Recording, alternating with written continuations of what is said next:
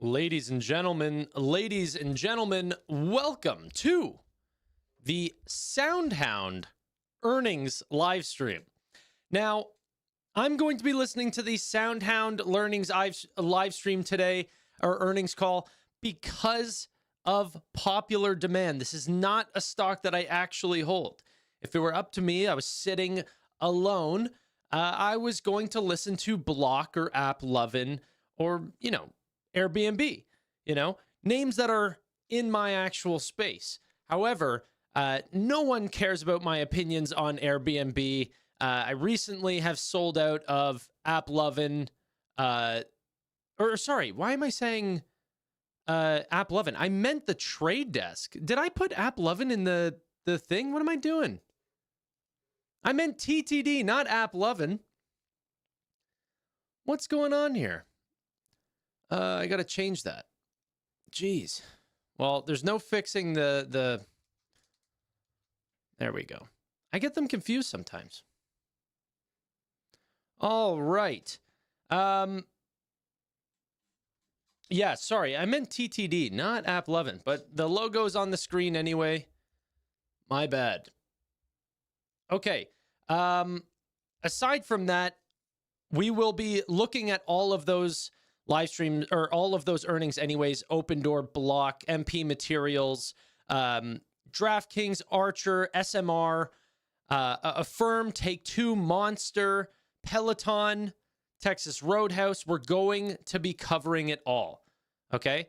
So let's quickly transition over here really quickly. The markets are blood red. Absolute bloodshot here. NASDAQ down 1.8%, S&P 500 down 1%. Semiconductors on the heat map down 2.6%. Jensen came out, I think it was earlier, and said that he believes China is going to win the AI race. Now, this killed the market. However, I actually think it was the right thing to say. I think that he is trying to tell people that we need to take this extremely seriously. The United States still has a chance to win, but they need to make sure that they do everything in their effort. The government does everything in their effort to help companies like NVIDIA, AMD win in the AI space. You don't want to get in the way of Amazon or Google or OpenAI or any of these businesses. Now, that doesn't include government bailouts if something goes wrong. I also agree with David Sachs, what he said today, that if OpenAI begins to fail, that there will not be handouts for companies that are in private sectors. Thank gosh, okay? However, it does mean that they can end up, signing permits, allowing for regulatory approval for new data centers, new, projects to end up being started, new companies to end up getting started. I think that all of that is important and within their control. Not about bailing out U.S. companies. That's not capitalism, okay? The government's not there to make sure that U.S. private industry wins. They're going to do everything in their power, but it's also, it's on them to create their own success. So anyway, SoundHound going into earnings down 8.6%. Airbnb down 1.6%. The Trade Desk down 2.7%. IREN down 12.3%. Bloodbath. Can earnings bring it back? We'll have to see. Okay. DraftKings up 1%. Open Door down 7.5%. Block down 3%. MP Materials down 5%. Archer down 7%. SMR down 14%. Affirm down 6.5%. Take-Two almost flat on the day. Monster down 2%. Peloton down 6%. The list goes on and on. It's a bloody red day. Amit's going to be happy, though. Grinder is up 2.6%. All right. So, are we ready for earnings? We get numbers in 9 minutes. Okay? 9 minutes. This should be a fun time. I don't know SoundHound's business well. Everyone keeps telling me to either buy into this company, look into it more, what have you. I am very much willing to change my stance on a small company that could be growing extremely fast. And to my understanding, on the revenue side, they are growing very, very fast. I want to hear what they have, up next in their earnings call. So I'm pretty happy to listen to this call. Now you guys let me know this. Let's say SoundHound end up going down 20% in after hours. Just humor me for a second. If SoundHound ends up going down 20% and a name like iRen shoots up 20%, do we end up switching what we listen to and we hear of the success that Iris Energy is doing? Or do we just, stick to the path of listening to SoundHound regardless of the outcome?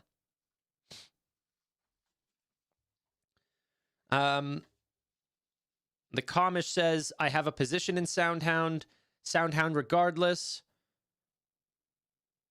Hood down 12%. Is that true? Is Hood down 12%?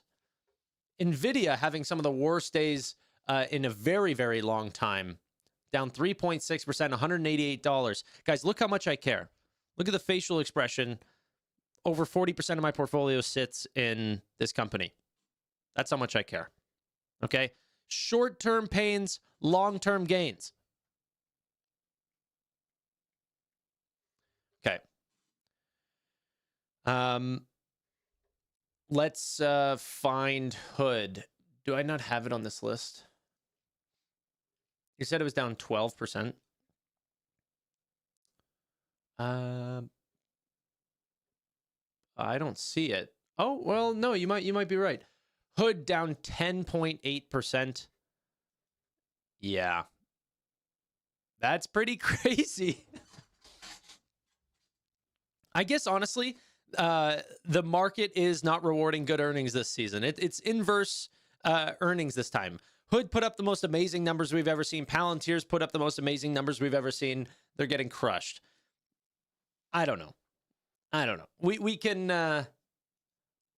I think we can sit very pretty knowing that this is, one, an entire market sell-off, and two, that they will continue to do good for long periods of time. Now, if we do end up seeing large sell-offs, just continuous sell-offs, which, by the way, Duolingo down 26%, Elf Beauty down 35%.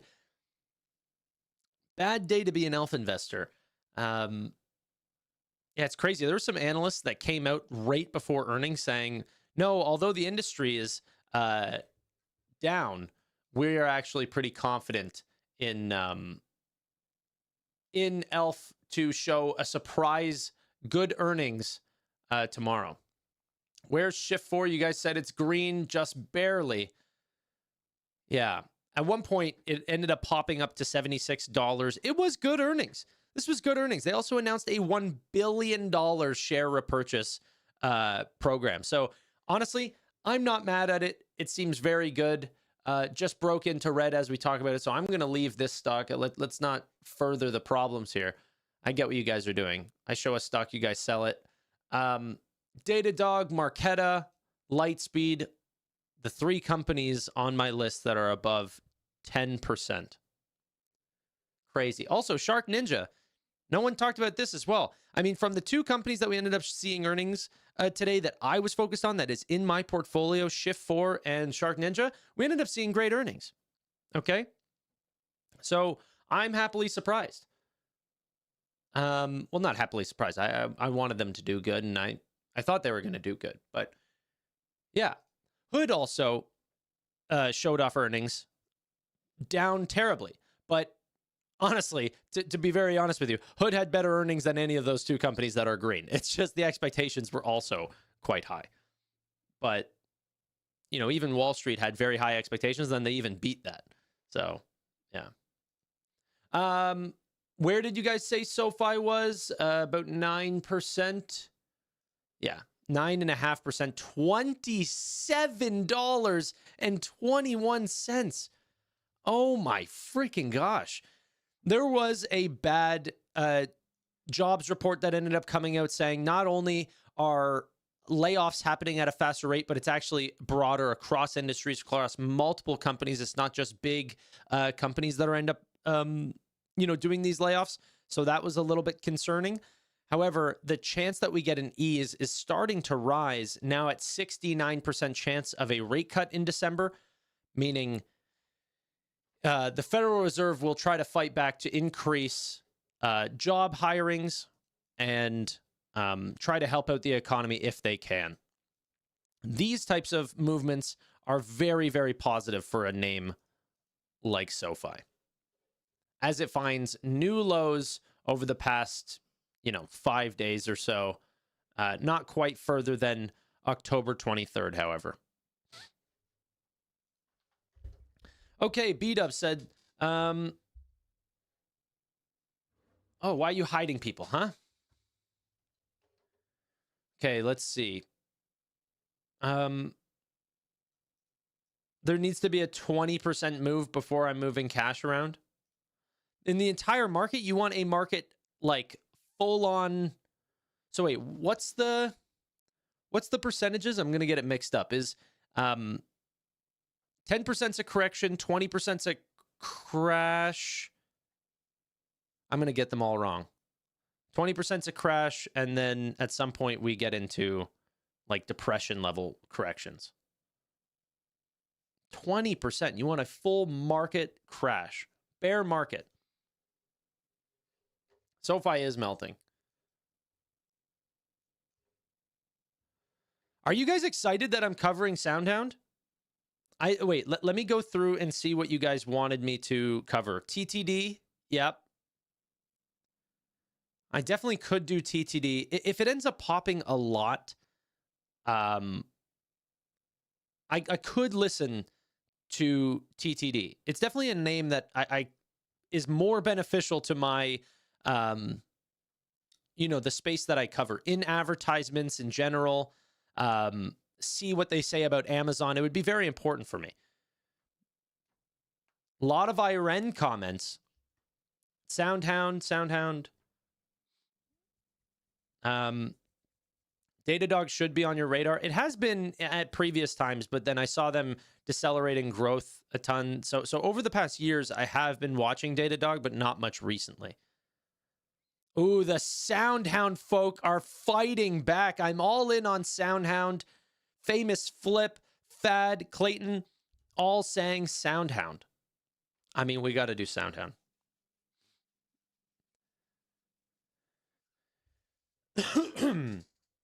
Doogie Pie says, no SoundHound for me.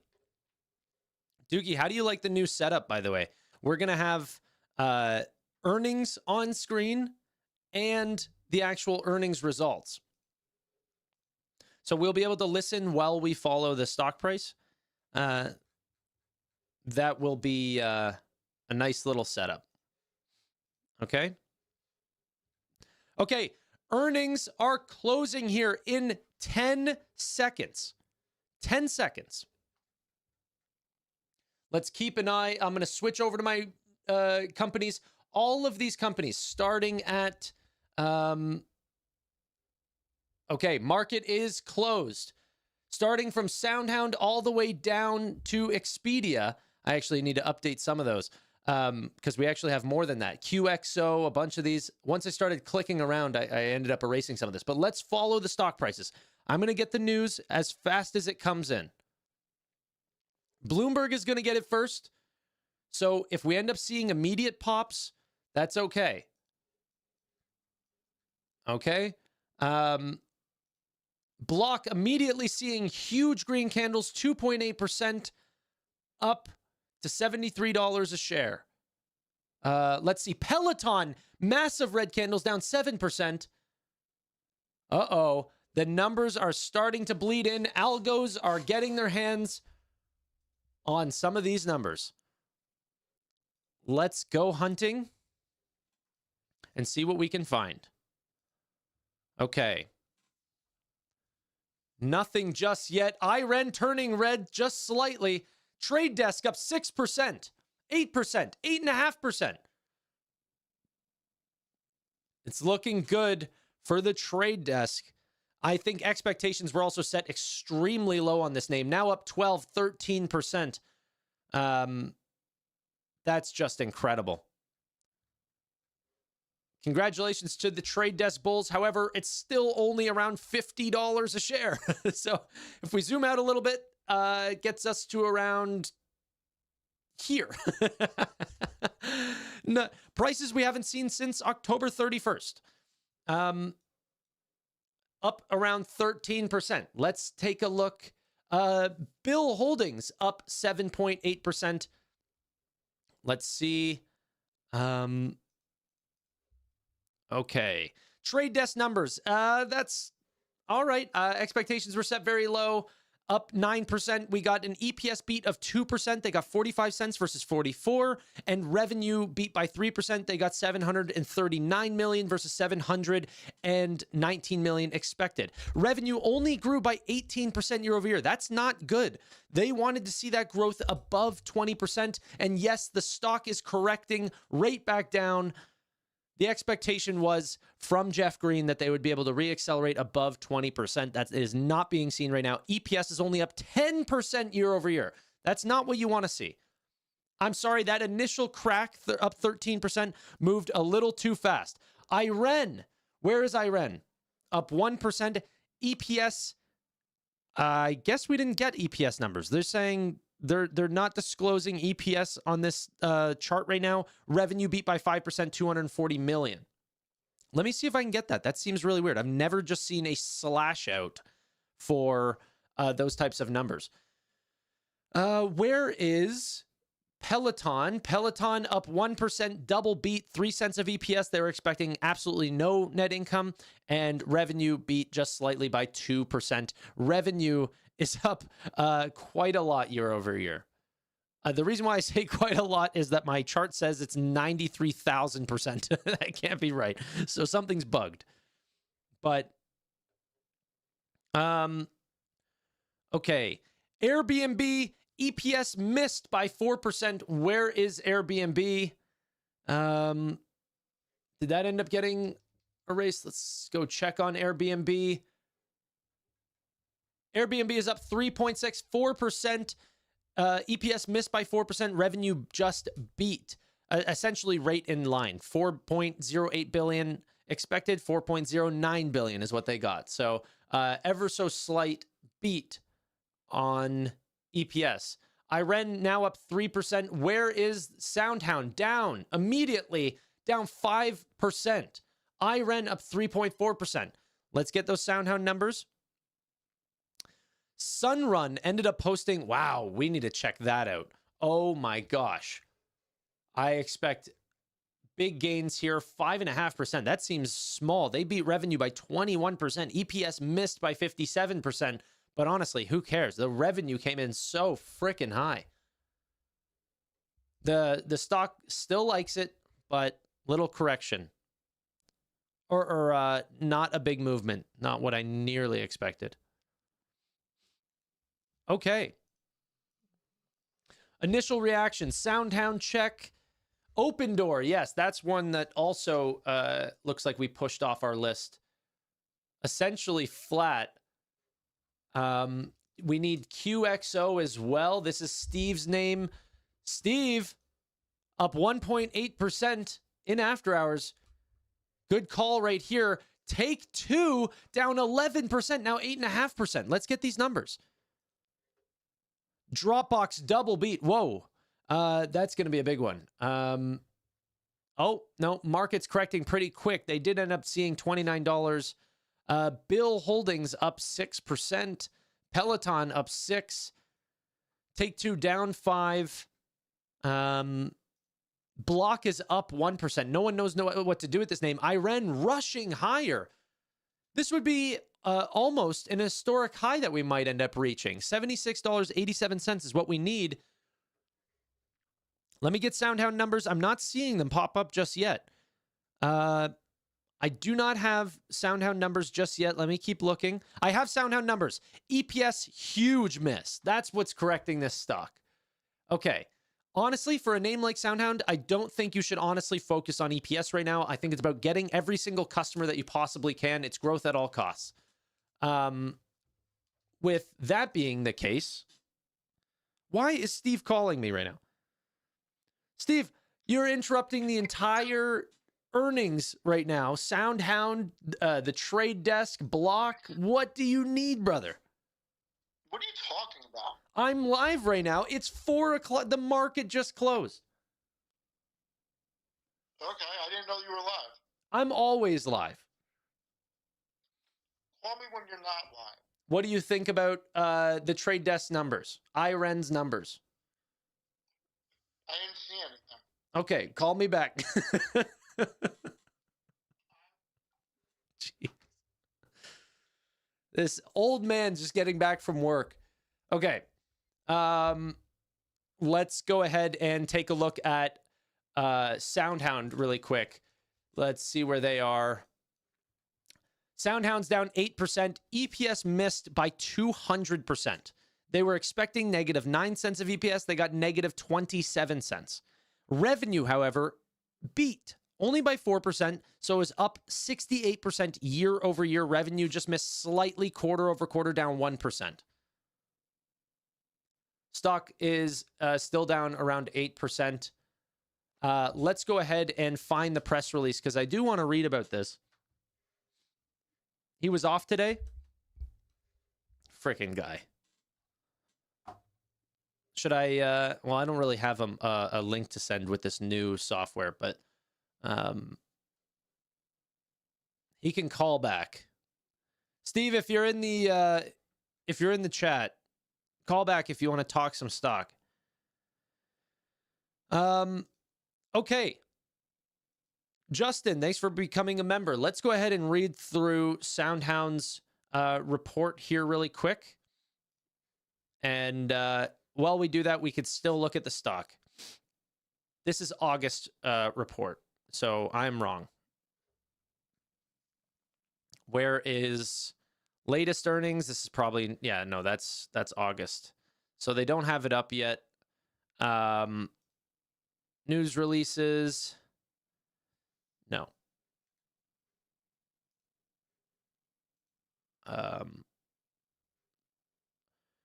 Okay. Earnings financial tables. Do we have this? This is updated. However, as someone that doesn't even know really what the company does, I don't care about these numbers right now. I want to learn. I'm here to learn. Financial release. Okay. This looks right. However, what is this? Okay. Enterprise AI adoption is booming globally, and SoundHound is strengthening its leading position with development in millions of endpoints across highly diversified industries and customers. We see enormous potential in the near and long-term horizon, and we're positioning our business to take full advantage. So revenue ended up going up 68% year over year. Gross margin was 42.6%. Non-GAAP margin was 59.3%. SoFi down 10%. Everything's down right now. Job loss reports, people saying that semiconductors are dead. Yeah. Okay. Adjusted EBITDA was negative 14.5 million. And yeah, loss per share was 27 cents, but non-GAAP earnings per share loss was 3 cents. The GAAP results included a loss from a calculated fair value of contingent acquisition liabilities where future earnout shares are marked to market on a quarterly basis based on the company's stock price. What is that contingent acquisition or what acquisition did they acquire?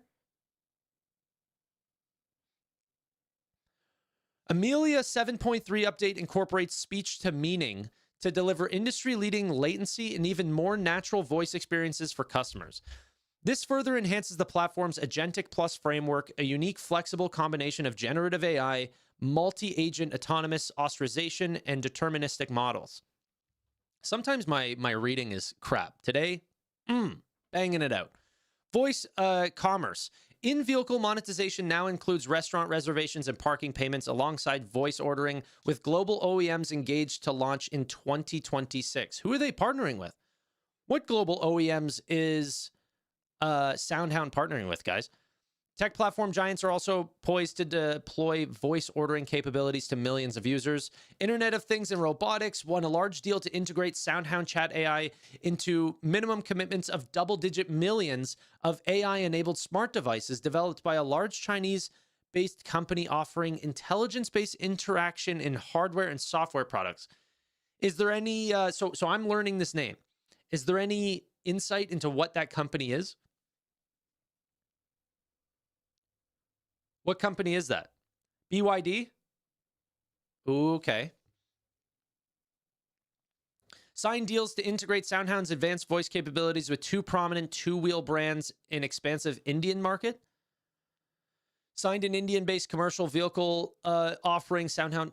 Oh, I didn't realize that they were like signing massive freaking deals. SoundHound's starting to pop back. If you guys are watching the stock right now, in the bottom corner, we're only down 4% now. Dropbox up 5%. Open Door, hold on a second. Open Door down 10%. Airbnb up 4.5%. IREN up 4%.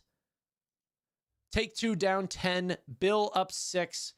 Someone also mentioned, oh wait, where was Monster? Up 2.7. That's just a killer name. And then someone also mentioned Expedia that we need on here as well. Up 13% for Expedia. Where does that put us? 248. That is a historic high for the company. 248 would be the new highest price in company history. Wow. Affirm. Why are we not looking at Affirm? Affirm's numbers are going to be huge. Up 3%. Okay, wow. At $1.71 $50. Okay. QXO down 4. Dropbox up 5.4. Expedia up 13. Let's get back into the numbers. I'm here to learn. Where is SoundHound? Okay. Down only 2%. Look at this recovery.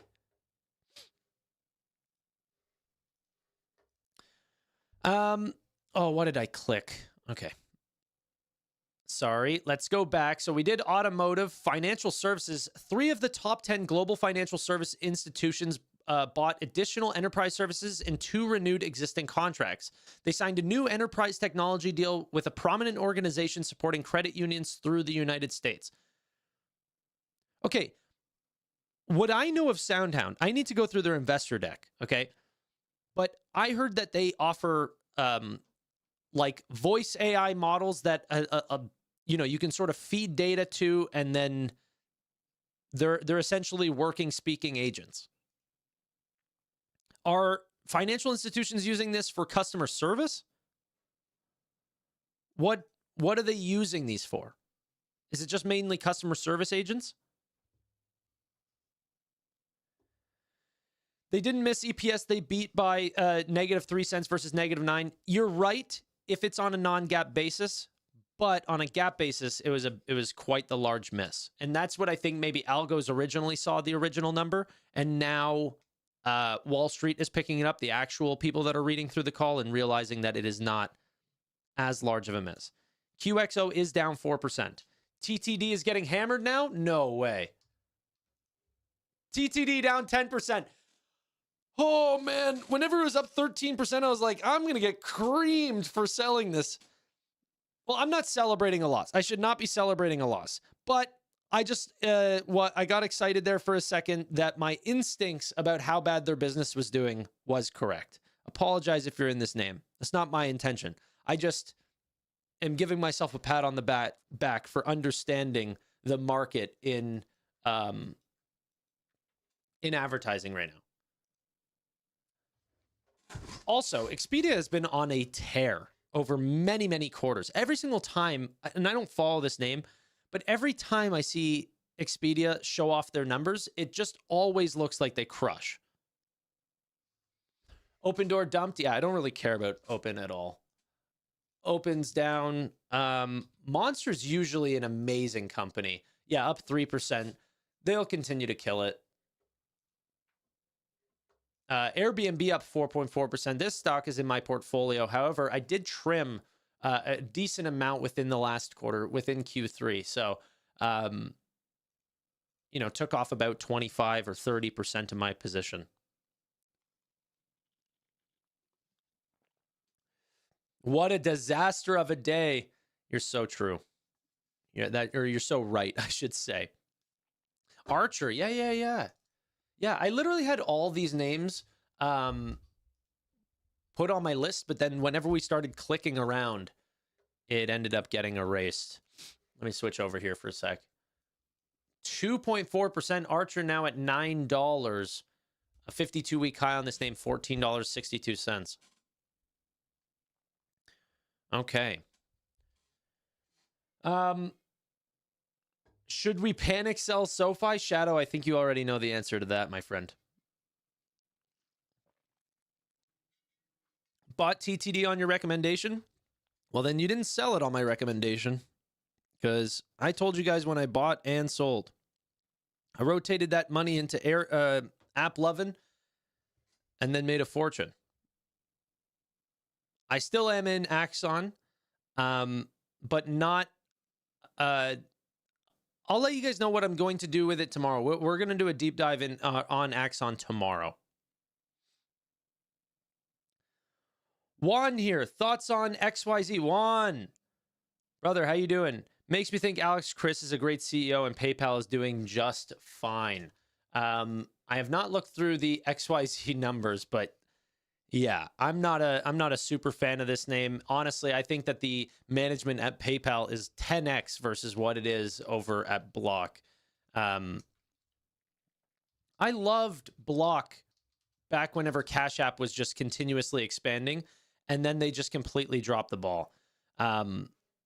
Let's see really quick how they did.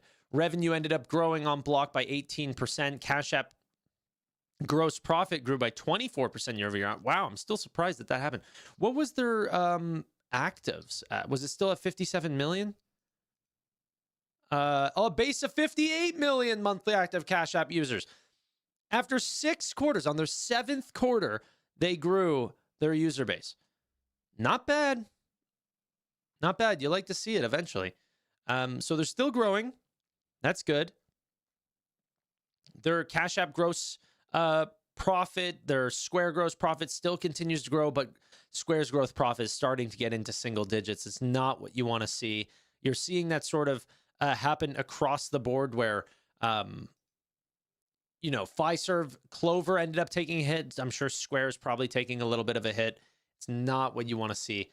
Stock down to $62.55.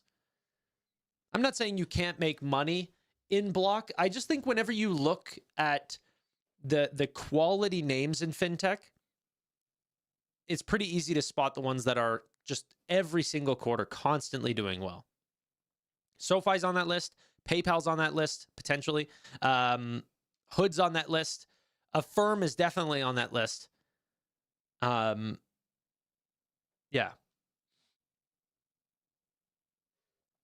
Please, your thoughts on Meta. I like Meta. Fan of Meta, for sure. Okay, let's see where SoundHound ended up. Down only 2% now. That's a roller coaster for shareholders, down to $12.51, now recovering to $13.90. Remember, it's a bloodbath day. If anything goes wrong just slightly, people are going to sell off your stock.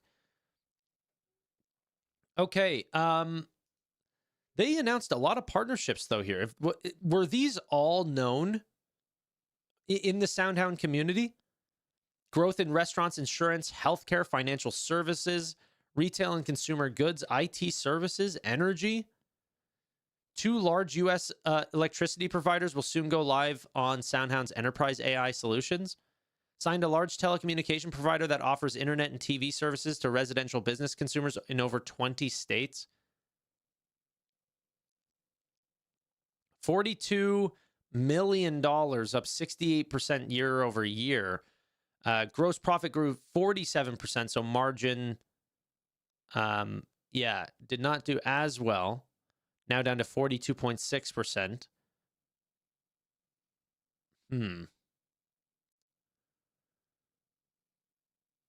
Okay. SoundHound is raising its full year 2025 revenue outlook and now expects to be in the range of 165 to 180 million. That's good, especially whenever there's only 1 quarter left. That is what you want to see. IREN. Okay, let's get some more numbers here. No, that's the wrong one. Where is... let's go to Iran. And, okay, hold on. Oh, you know why Take-Two is down so much? Oh, wow. Wow, I'm sure someone already put it in chat, but Take-Two, GTA 6 was delayed till November. GTA 6 was delayed till November. Expedia up 14.5%. Honestly, this company is killing it. Man, I got to do a little deep dive into Expedia. They do very well. I book my flights through Expedia. Affirm up 9%. The Trade Desk down 7%. Wow. Block continuing to fall. Trade Desk down 10%. GG SoundHound. Honestly, I don't know how mad you would be if you're a SoundHound shareholder. Let's find some real statistics here. SMR, yeah, massive double miss. Where's SMR right now? Not like people care about the actual financials, more the story that they're telling right now. DraftKings, this is another one. DraftKings down 6%. Maybe prediction markets are eating into their business a little bit. Firm's numbers, revenue is up 34% year over year. EPS grew 174% year over year.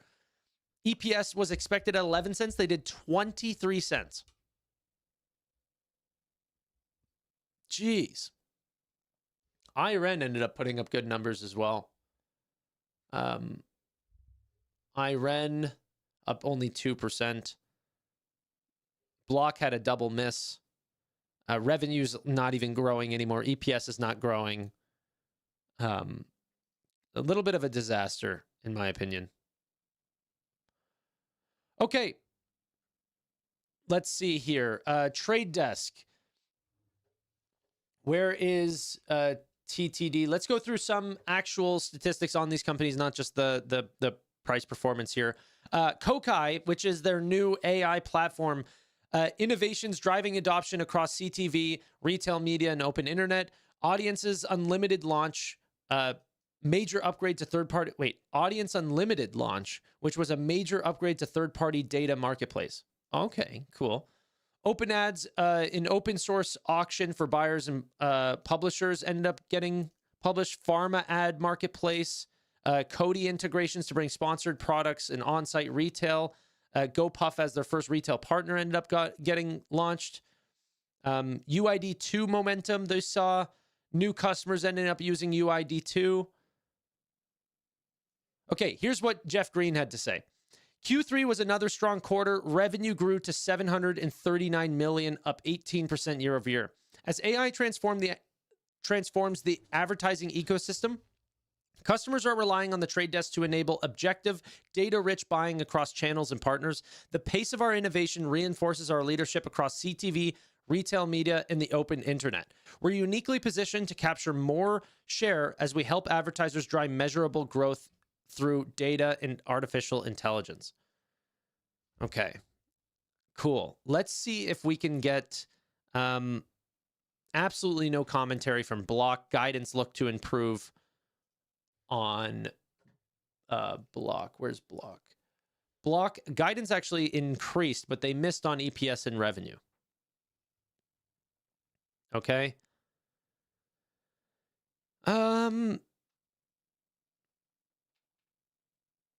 NVIDIA, oh, no, that's about an hour old. NVIDIA signed a $2 billion advanced AI chips with Kazakhstan. Interesting. Very interesting. DraftKings. This is the most bullish I've ever felt about DraftKings' future, and we're excited to launch DraftKings Predictions, says Jason Robbins. And with handle growth accelerating and parlay mix increasing, we're excited about the trajectory of free cash flow, said the CFO. DraftKings Predictions is targeted to launch in the coming months, and they authorized a share repurchase plan from $1 billion. They increased it to $2 billion. What's up, Tanner? Are we buying the SoFi dip? I don't know, man. There's a lot of dips right now. Like, obviously, I think SoFi is going to continue to do well, but like, is that the number one buy right now? Maybe, but also, you know, Nvidia is also taking a massive haircut. It could be SoFi. Honestly, it could be. Open Door turned green. Honestly, the SoundHound cadence reminds me of the path that SoFi took. Do you mean I'm not a shareholder of SoundHound? In fact, I like don't even know the business. I'm end up covering SoundHound because of popular demand from a lot of the people that watch the show every day. A lot of you guys are interested in SoundHound, and some of my best picks that I found as a shareholder are from you guys, or like as an investor, I found from you guys.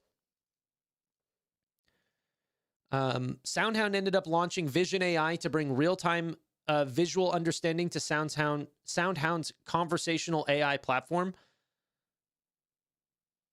They acquired Interactions, a pioneer in AI for customer service and workflow authorization to strengthen leadership in agentic AI. I mean, it definitely could be a good name. It's just what's the price that you're paying for this name? Down 3.8%, $5.8 billion market cap. And they did $42 million in quarterly revenue. That is steep. They raised full year outlook, $270 million in cash as well. Have they talked about doing another equity raise? Absolutely zero debt. That's good. $270 million in cash, no debt. That's good. What do you guys think about SoundHound? Is this a name that you guys think that I would sleep well at night holding, or no?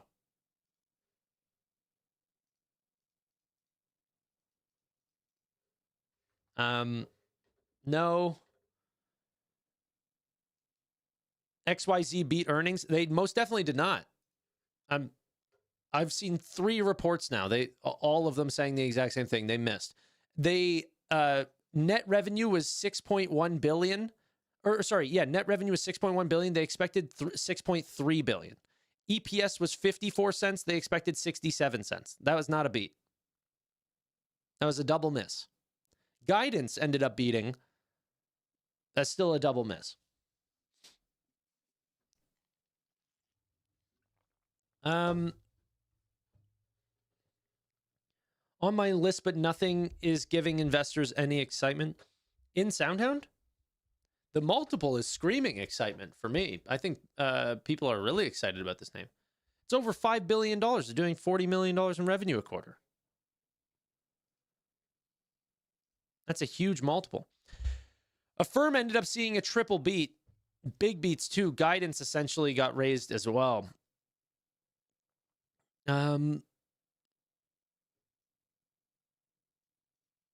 Okay. So the US FAA draft order, by the way, says that airlines must reduce operations by 4% at 40 high traffic airports by 6 a.m. on Friday.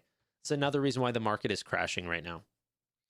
If the government shutdown goes too long, air traffic controllers are not getting paid, then the plane traffic cannot increase. We'll actually have to slowly decrease over time. The shutdown cannot stay this long.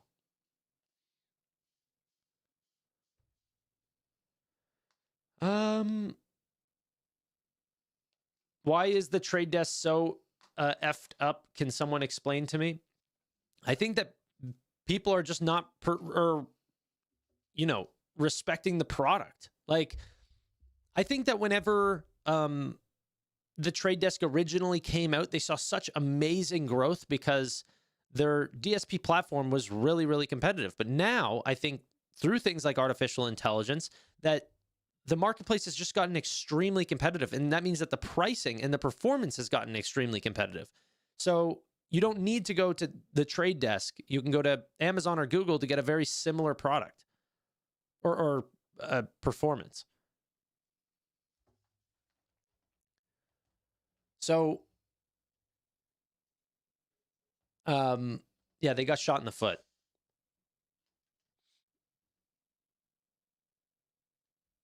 It's super undervalued here. Yeah, I mean, it could be. It could be. If you take a look just before this earnings, price to earnings was 55 times.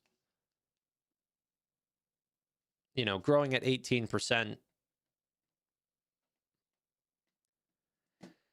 There's a rumor that SoundHound's sales backlog is about $1.2 billion. Do they talk about that in the earnings calls? What are the earnings calls like? Like, what are we going to learn?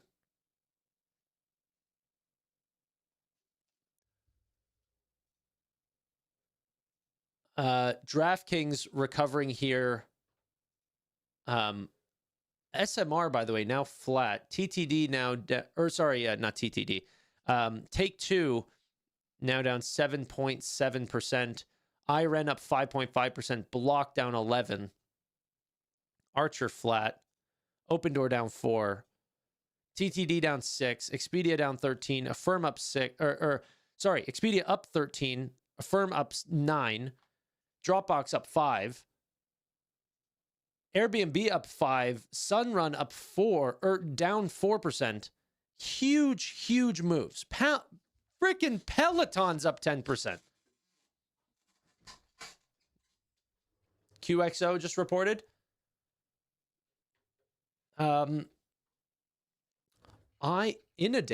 I don't think I've ever even heard of this company. Am I crazy? Up 11%. Double beat. EPS beat by 71%. Revenue beat by 5%. Let's find some QXO stat here. QXO. Up 3%. Brad Jacobs, the chairman and chief executive officer of QXO, said, "We're making excellent progress optimizing Beacon and continue to find new avenues for growth. We outperformed the market this quarter, and we are firmly on track to organically grow legacy Beacon's EBITDA to more than $2 billion. Okay. Numbers were in line with preliminary results. Yeah. Okay.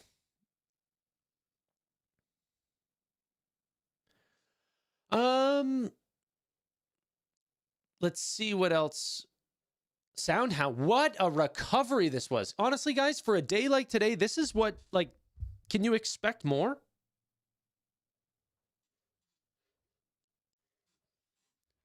We were down to 1251. Tanner, can you look up short interest on SoundHound? Are you trying to blow my mind or something? I can. Give me 1 sec. Short interest on SoundHound is 102 million shares. And they have it's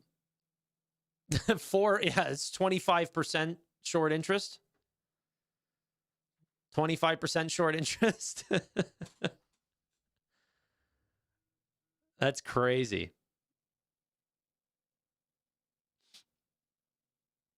What app did I use for short interest? I just checked the NASDAQ. Literally NASDAQ.com short interest activity. It's the one that all the companies usually source, so I just go straight to the source.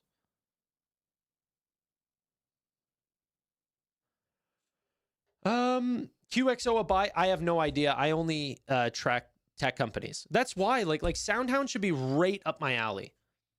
An agentic AI play that is, you know, a total addressable market that's bigger than essentially anything anyone could imagine. I mean, that's right up my alley. My question is, and I don't know if people have the answer to it, is like, what's stopping ChatGPT from just doing these deals themselves? You know, that's the only thing I've always questioned. Like, wouldn't it just be margins would be better for a company like ChatGPT to go to businesses firsthand, cut out the middleman? Or are the services that SoundHound put up a little bit like it would be hard for ChatGPT to replicate it?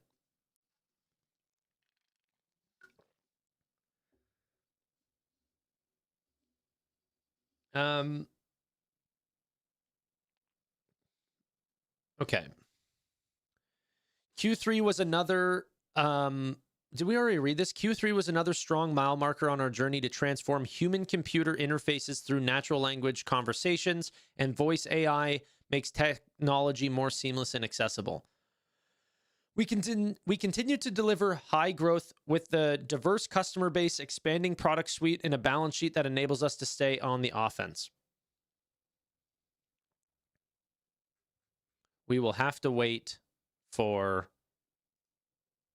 the earnings call, which is at 5 p.m. 5 p.m. Okay. Honestly, I would be pretty happy if I was a SoundHound shareholder right now. Airbnb. I won't spend a lot of time on Airbnb, but I just want to read, considering it's the only stock in this list that I actually have Sharon. I think. Yeah. SoFi starting to turn a little green in the after hours after being down 9.7%, but 27.48. It's a decent, that was a decent pullback. Okay.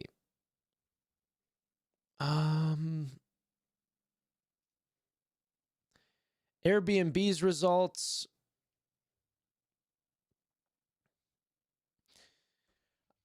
Okay, we're making Airbnb better for hosts. This quarter, we announced dozens of new features: reserve now, pay later, updated cancellation policies, improved maps, flexible carousels. Adjusted EBITDA reached over $2 billion, our highest in any quarter. Gross booking value increased 14% year over year, while nights and seats booked rose by 9%. Both metrics accelerated from Q2 and exceeded our expectations, driven by the strength in the U.S. market and ADR. Okay, cool. Average daily rate, by the way. Okay. Which was shrinking forever at Airbnb.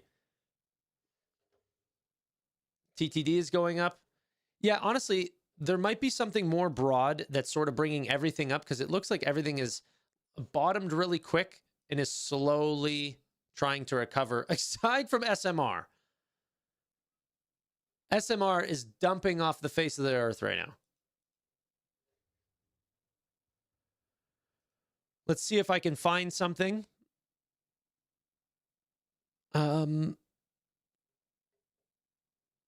Ooh, did JFrog do something interesting this quarter? Up 26%. JFrog is killing it. I don't have even any numbers for them.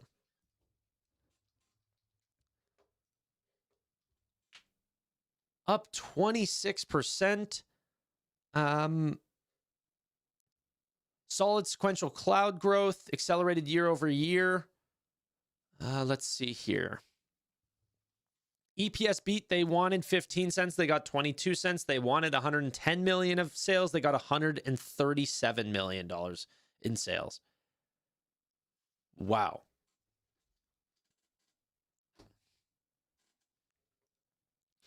Cloud revenue increased 50% year over year. EPS on a non-GAAP basis was 22 cents. Customers making over $1 million in annual recurring revenue is up 54% year over year. Net dollar retention, 118%. Guidance improved. They said continued strong cloud growth and margin expansion driven by AI and DevSecOps adoption, positioning JFrog as a key enterprise software supply chain platform. Cool.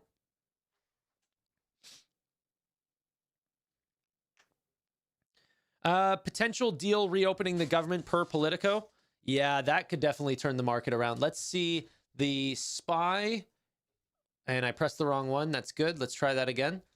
The SPY and the Qs. Yep, you're so right. Whenever the market closed, it looks like everything just started to recover since then. Up on the S&P 500, 0.2%. So it's a red day, but if we start to see some good news, maybe some things can recover. Maybe we still have time to stop the bleeding. You know?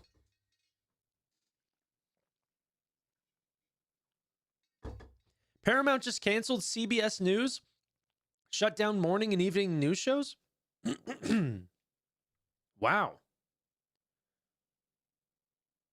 So tired of this manipulation. I honestly think that these are great opportunities. Like if you're a buyer, a net buyer of stocks, isn't this just a benefit for you to be able to continuously buy dips at like, how boring would stocks be if they just ticked up by 0.05% every day? The fact that we have these days where the entire market goes up by 2% and then down 2%, then up, 2%, then like that allows you to run in and out of the market. You can take advantage of that manipulation. As B-Dub says, the market giveth and the market taketh away. Patience is key. Completely agree. I got huge deals today. In 2 weeks, we are going to be very happy. All right. I like the confidence. Joey says, what's the next big movers to get into? You're on the wrong channel, my friend. If I knew, I wouldn't I'd be managing money for the Soros family or something. These are not answers that I have the keys to. Tencent is the next big mover. I don't buy Chinese names. Especially while Trump is in office, there's just too many ways for him to use Chinese equities as pawns. I don't want any part in that. They do look very cheap, though. Chinese big tech names, Tencent, Alibaba, JD. Tanner, the Chinese will buy your channel in a year. I know. And then you guys will know that the Chinese that the Chinese party has bought my channel whenever I'm talking about nothing but Alibaba, TikTok, and freaking all these names. At that point, your boy's been compromised, okay? For now, I stay America strong. And Latin America and Canada strong. I'm North American positioned in my portfolio.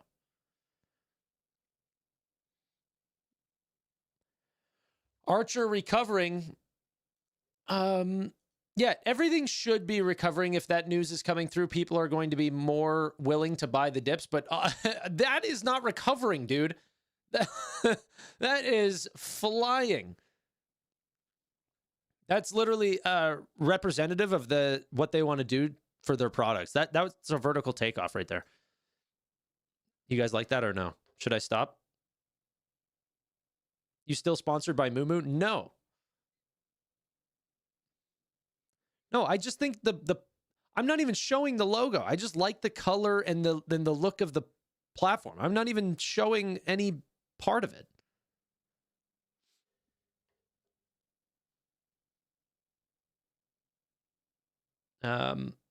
Taco Bell uses SoundHound. I heard that actually, but I've never used it myself. Dead cat bounce. It's the bounce before the fall. People are always saying this. Always saying this. The market is so close to all-time highs, it's insane. Dead cat bounce. We're bouncing off Mount Everest right now. We're at all-time highs.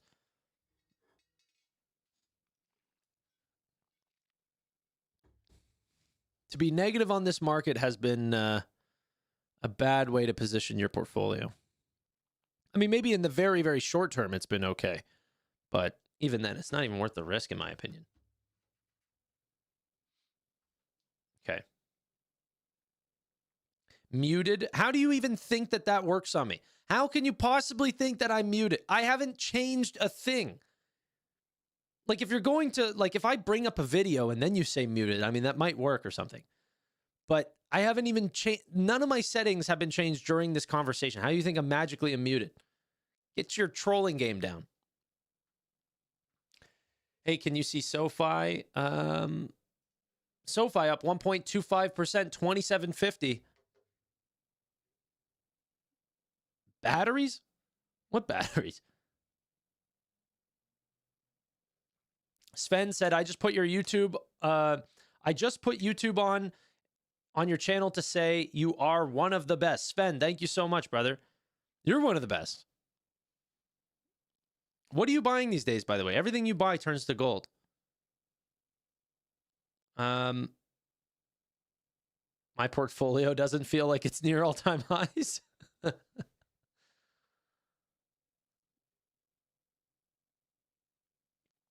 Sven's buying BM&R. All right. All right. Is BM&R bouncing in after hours on the shutdown news? Ever so slightly, but still 37.71. It's incredibly cheap. If you believe in it, I guess.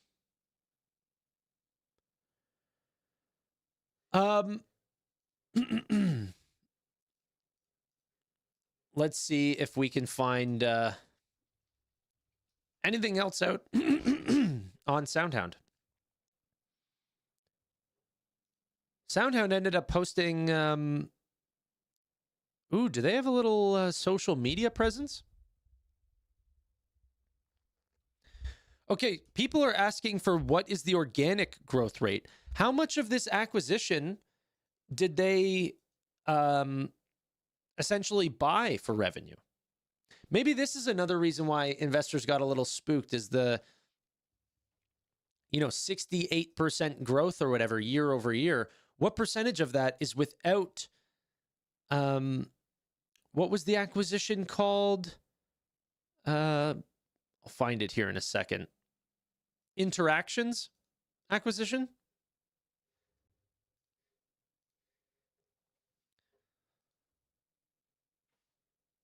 SoundHound AI strengthened its leadership in agentic AI with the acquisition of Interactions, a pioneer in AI for customer service and workflow authorization, on September 9th.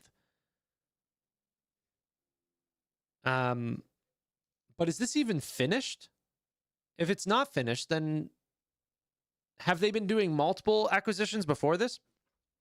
Like I said, I don't know this name. So is this something that people worry about?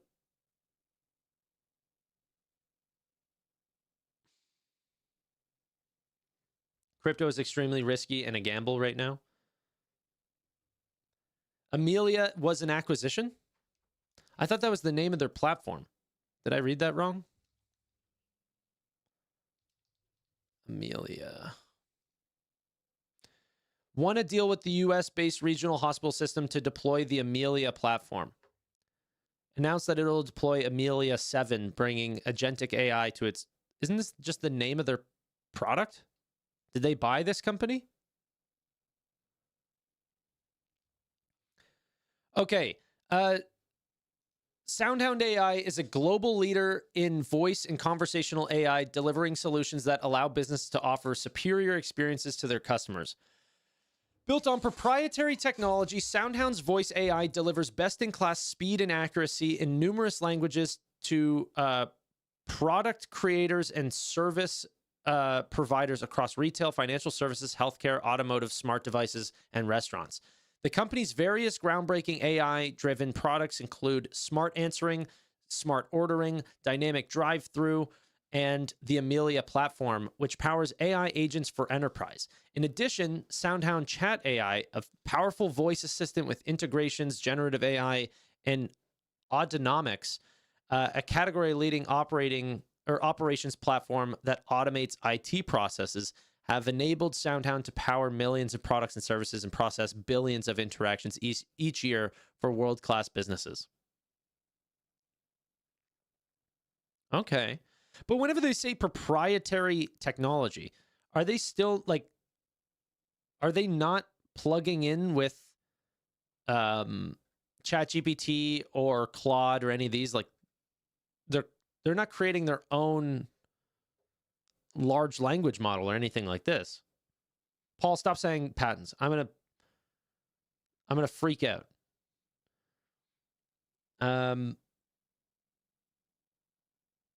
Fear and greed is at extreme fear. It has been, yeah. This guy Paul comes in, donates. So we love Paul. But then he just says patents. Like that solves the issue, all the issues that SoundHound could possibly have. Patents are not a moat.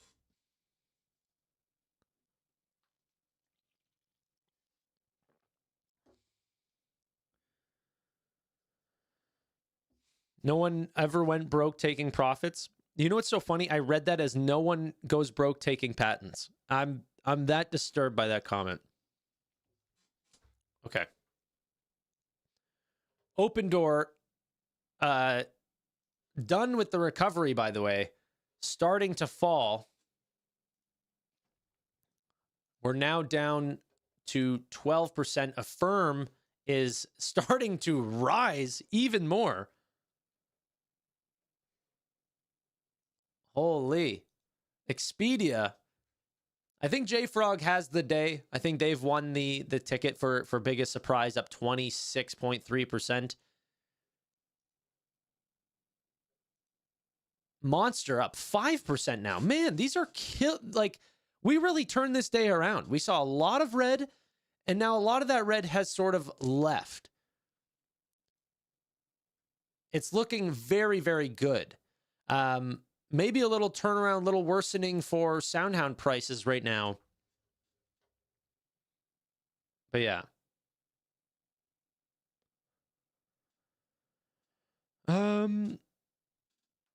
People are freaking out, don't understand options. End of year will be up, don't stress. Surprised that Amazon kept going down after great earnings, almost back to pre-earnings price. I know, but shouldn't that be your benefit? Right? Like, this is what I mean. Imagine if the price just held up. How sad would that be? I wouldn't be able to build out a position in Amazon knowing that they're much stronger, cloud growth accelerated, and what's it called? And they just signed that $38 billion deal with OpenAI. And you can get them at the same price that they were previously. Plus or minus a little bit of dilution, you know? Ugh, okay. Earnings are in 5 minutes. This earnings call is in 5 minutes. Let's make sure that we got the numbers for you guys. Honestly, nothing would make me happier than to buy a $5 billion agentic AI platform. I mean, wholeheartedly, I would love to do that. But it's also risky. Okay? Elon's package got approved. That's awesome. Congratulations to Tesla shareholders. Remember, he only gets paid if it works. So there's no reason, really, that you would say no. If he ends up getting to 8.5 trillion, then, you know, let the man get paid.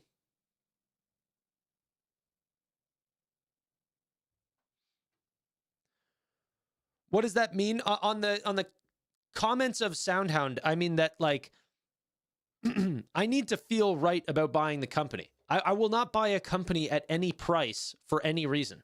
If I see decelerating growth, if I see margins not expanding, which is kind of what I'm seeing here, is that margins are shrinking a little bit and growth rates are shrinking a little bit, that does not make me a confident shareholder. Especially, like I can pay for that, but then the multiple on the stock has to be very, very little. That's also not what I'm seeing. So, what I mean is that I don't feel confident in SoundHound just yet, but I'm also not I don't know anything about their product. I don't know anything about their positioning here. So I'm not the person to tell you whether this is a good investment or not. That's why we're here today. We're going to listen to the call. This is how you become an educated investor, right? You listen to the owners. That's all I can do. So in the next little bit, we're going to become more informed on SoundHound, understand the business, listen along. If you guys find it boring, it will, it's a disservice to how well you know this business, especially if you're a holder of SoundHound, right? You want to listen through the Q&A. You want to and pay attention. Don't zone off. Try to understand what the business is. I know a lot of people, especially in retail, whenever the CFO talks, it's all numbers. People lose interest. Try to think about what they're saying.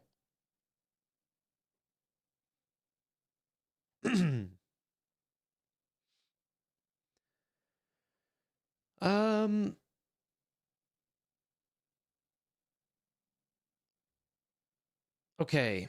When Amazon started, people said that Amazon had no moat. That's fair. That's fair. But I don't think that early on people knew who Jeffy B was. You know, Jeff Bezos was the GOAT. Is the SoundHound CEO the next Jeff Bezos?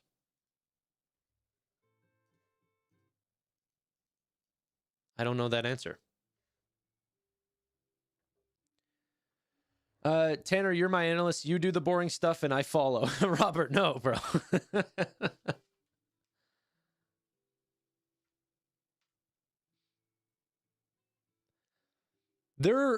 Honestly, Shift 4 looks fine today. I would not worry about that. Tesla continuing to pump higher here. Up 3% in the after hours after losing that during the day. Trying to get back to the prices that they saw this morning based on Elon getting paid.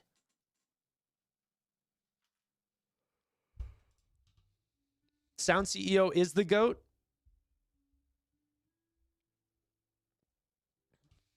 All right. I'm here to listen.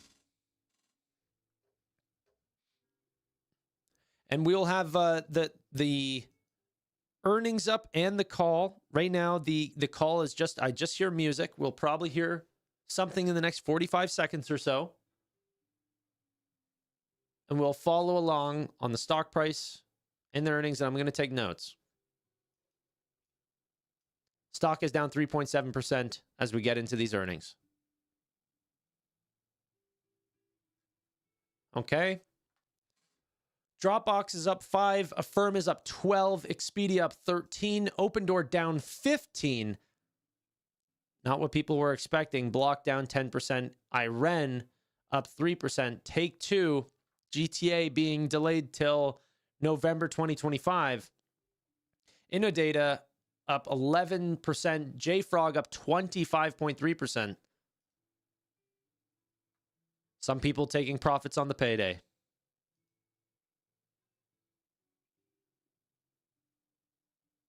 He has a communications PhD. Oh, I mean, that works out for the company, eh?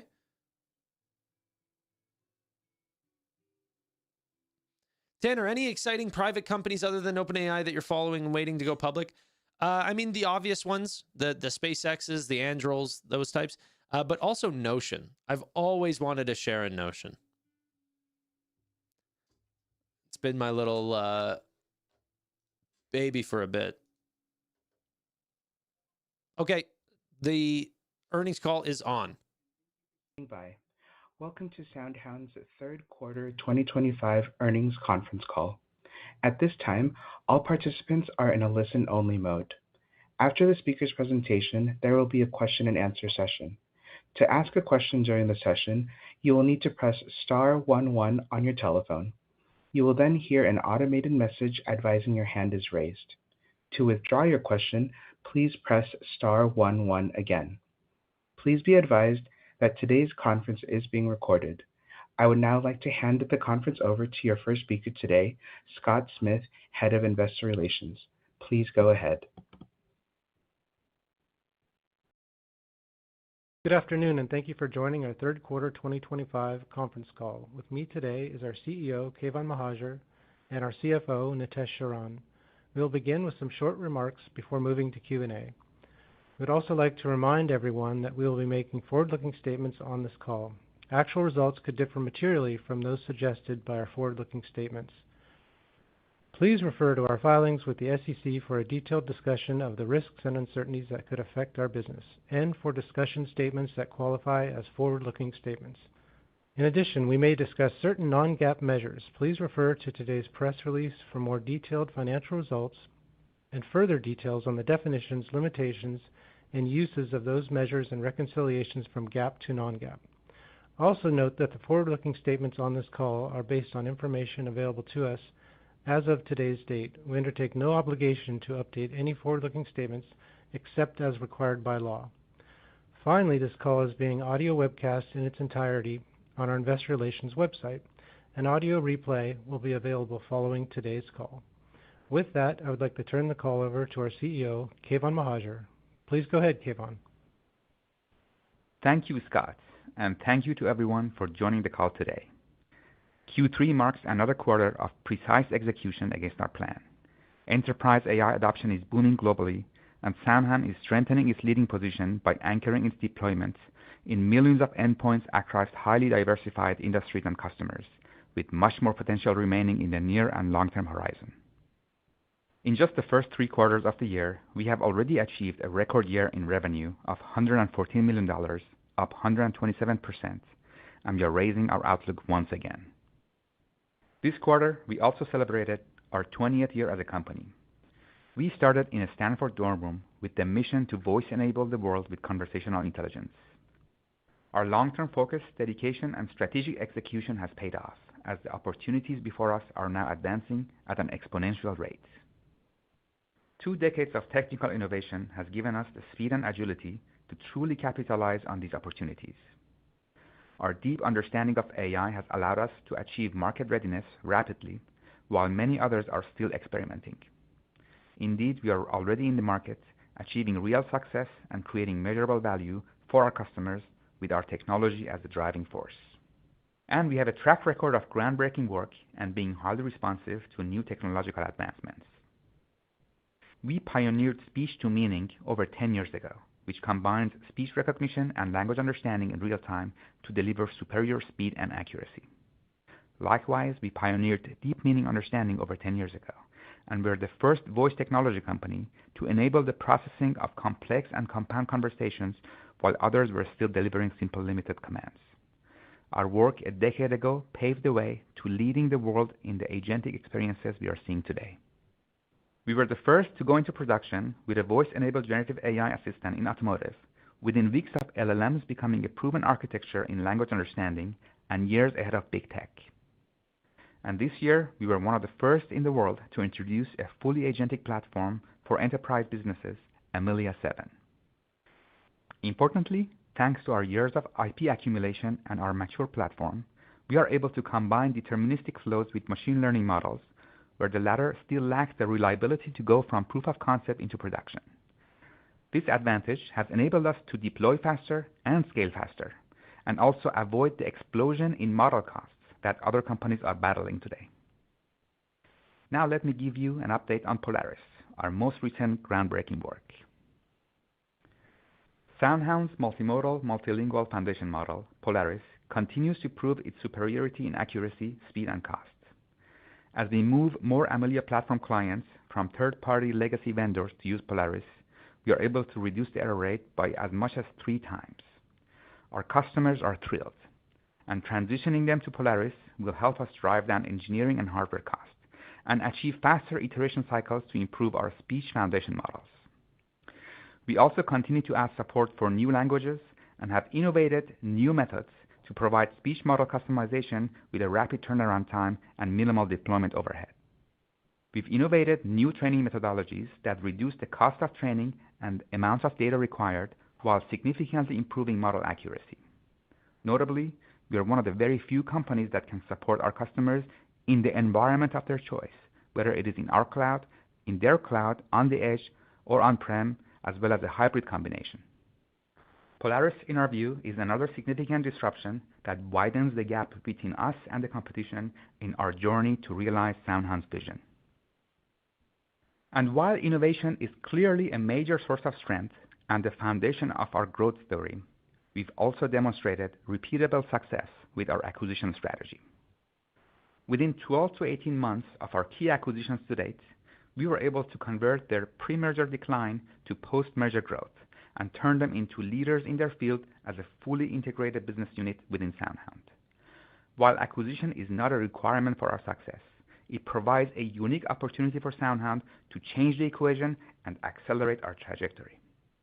We've been able to find great businesses with amazing teams, strong customer relationships, and solutions highly aligned with our 3 pillars of business and arm them with what they needed to thrive, including SoundHound's strong IP, replacing their legacy tech dependencies with SoundHound in-house models that are more accurate, faster, and less costly with 20 years of data and innovation behind them, improving their customer experiences while reducing their costs, strong financial backing for innovation and expansion, and proven scale, strong brand, and credibility.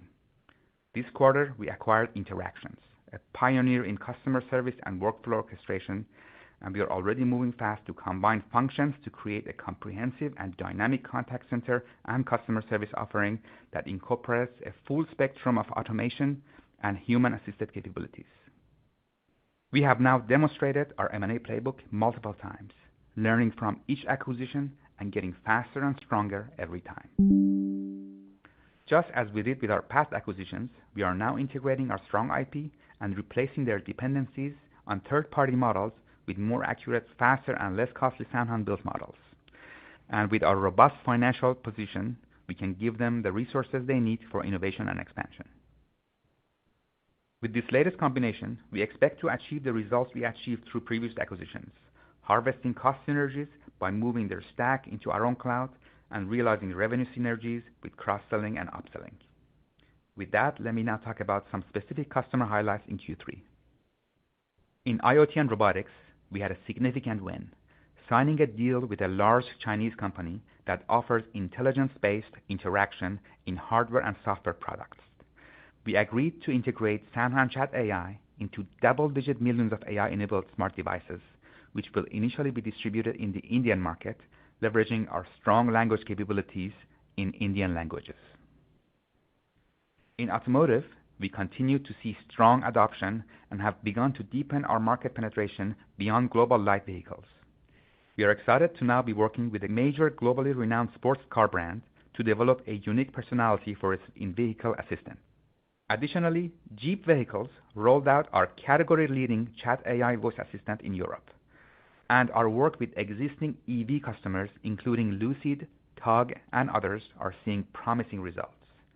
TOG has just recently expanded throughout the German market.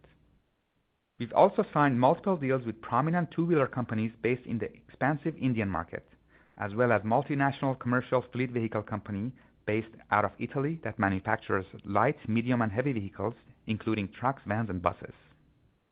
In financial services, we continue to work with 7 out of the top 10 global financial institutions, with 3 buying additional services and 2 signing renewals. We also signed a new enterprise technology deal with a prominent organization supporting credit unions throughout the United States. In energy, we signed new contracts with a large utilities company that generates, transmits, distributes, and sells electricity in the United States, and a Texas-based electricity provider serving millions of customers. In retail and consumer goods, we had a net new upsell with a major multinational brand with an extensive product portfolio of food, beverage, and consumer goods.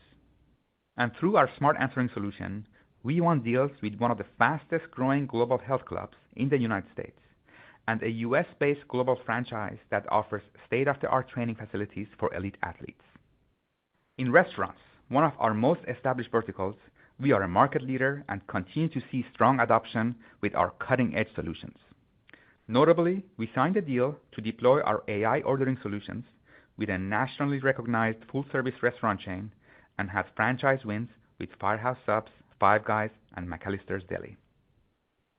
And we are now fully rolled out in all Mod Pizza, Habit Burger, Red Lobster, and Torchy's Tacos locations, in addition to existing brands Chipotle and Casey's. Peet's Coffee expanded further with Employee Assist, which will now be deployed in all company-owned locations. Earlier this year, we introduced a new product called Voice Insights, targeting brands that require a precursor to full automation, for example, due to missing APIs and infrastructure.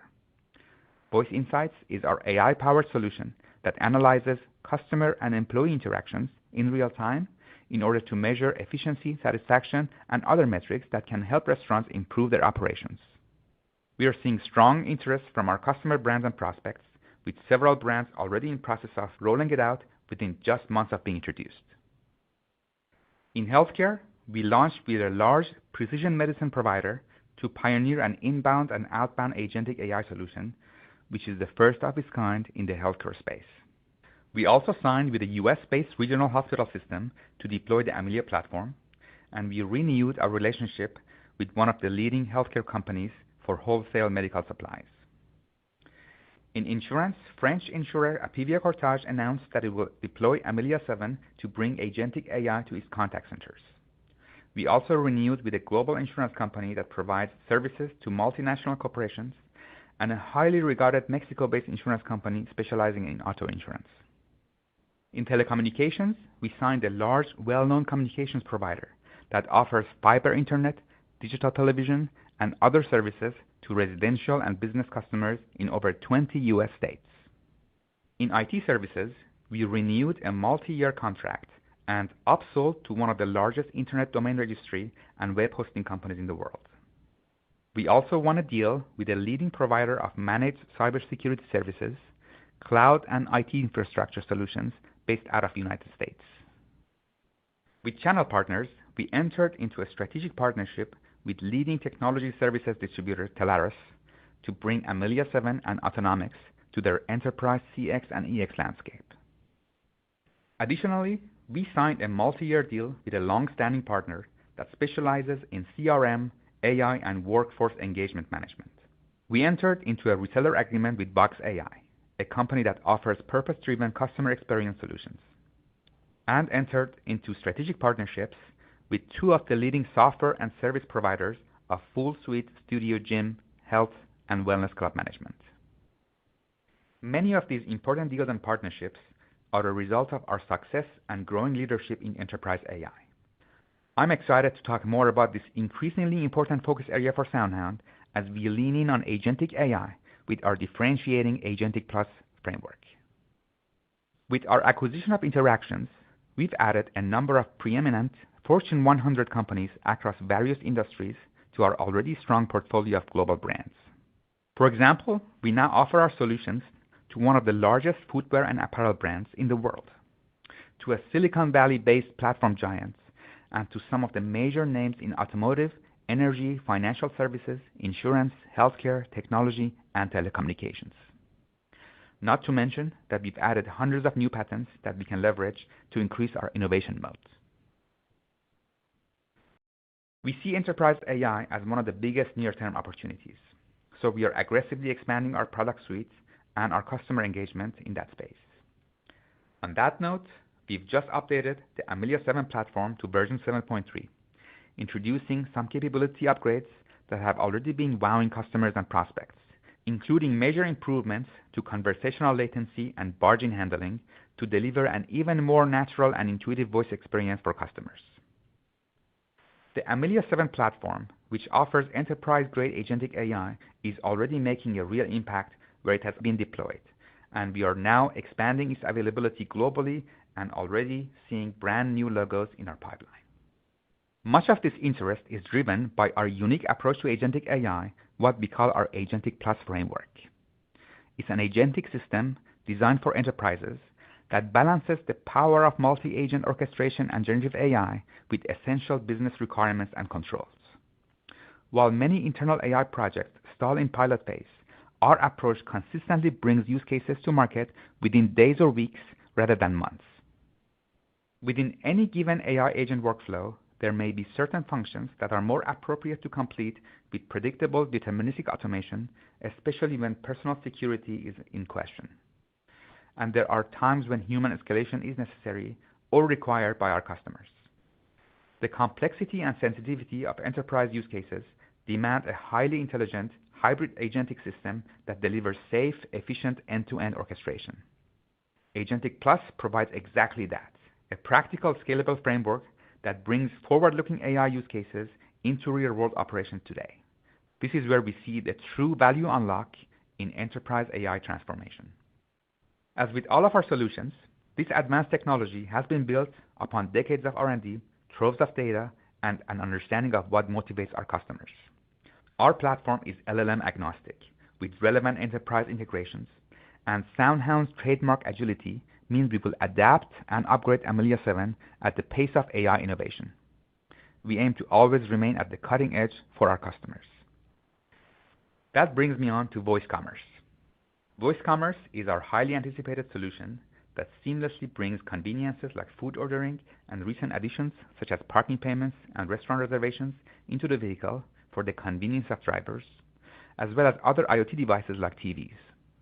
We've now taken POCs to advanced stages with a number of OEMs and merchants, and have already successfully placed live voice orders from cars and completed the transaction. We are looking forward to seeing these go into full production in 2026. We have 4 OEMs showing strong interest in this groundbreaking technology, with others following very closely. One of them in particular is poised to be the first to market together with a large QSR. We've also completed the integration with a larger paid parking service provider and a restaurant reservations company. We are on track to have some exciting announcements early next year. In addition, voice commerce is driving new conversations with smart TV manufacturers, and in particular, we are in talks with 2 prominent global manufacturers to enable consumers to order food or other services while watching TV simply by speaking to the device. More to come on that in the near future. We are nearly fully integrated with 2 tech platform giants in order to offer our voice ordering to their many millions of users. Going live to consumers is now imminent, with more to come on this opportunity. We believe this is a proof point that our decades of relentless innovation is delivering technology that is ready for mass adoption, even by big tech. We will have a prominent presence at CES once again in January, showcasing our solutions with participation from several partners. We look forward to seeing some of you there. In closing, we continue to deliver strong results. Some of the largest companies in the world are coming to us for solutions to address their AI goals. We are at the very beginning of addressing the massive market opportunity in front of us. We are a pioneer in voice and conversational AI, and the expertise we've gained over the past decades are becoming recognized more and more every day.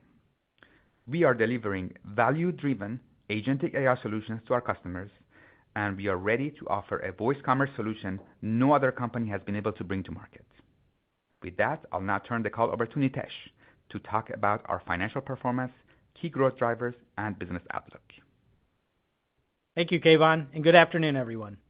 Q3 revenue was $42 million, up 68% year over year. We continue to deliver strong growth, led by product and technological differentiation in a rapidly expanding market. Reflecting on our performance so far this year, we have now successfully delivered the Pillar 2 scaling that we had anticipated and communicated last year.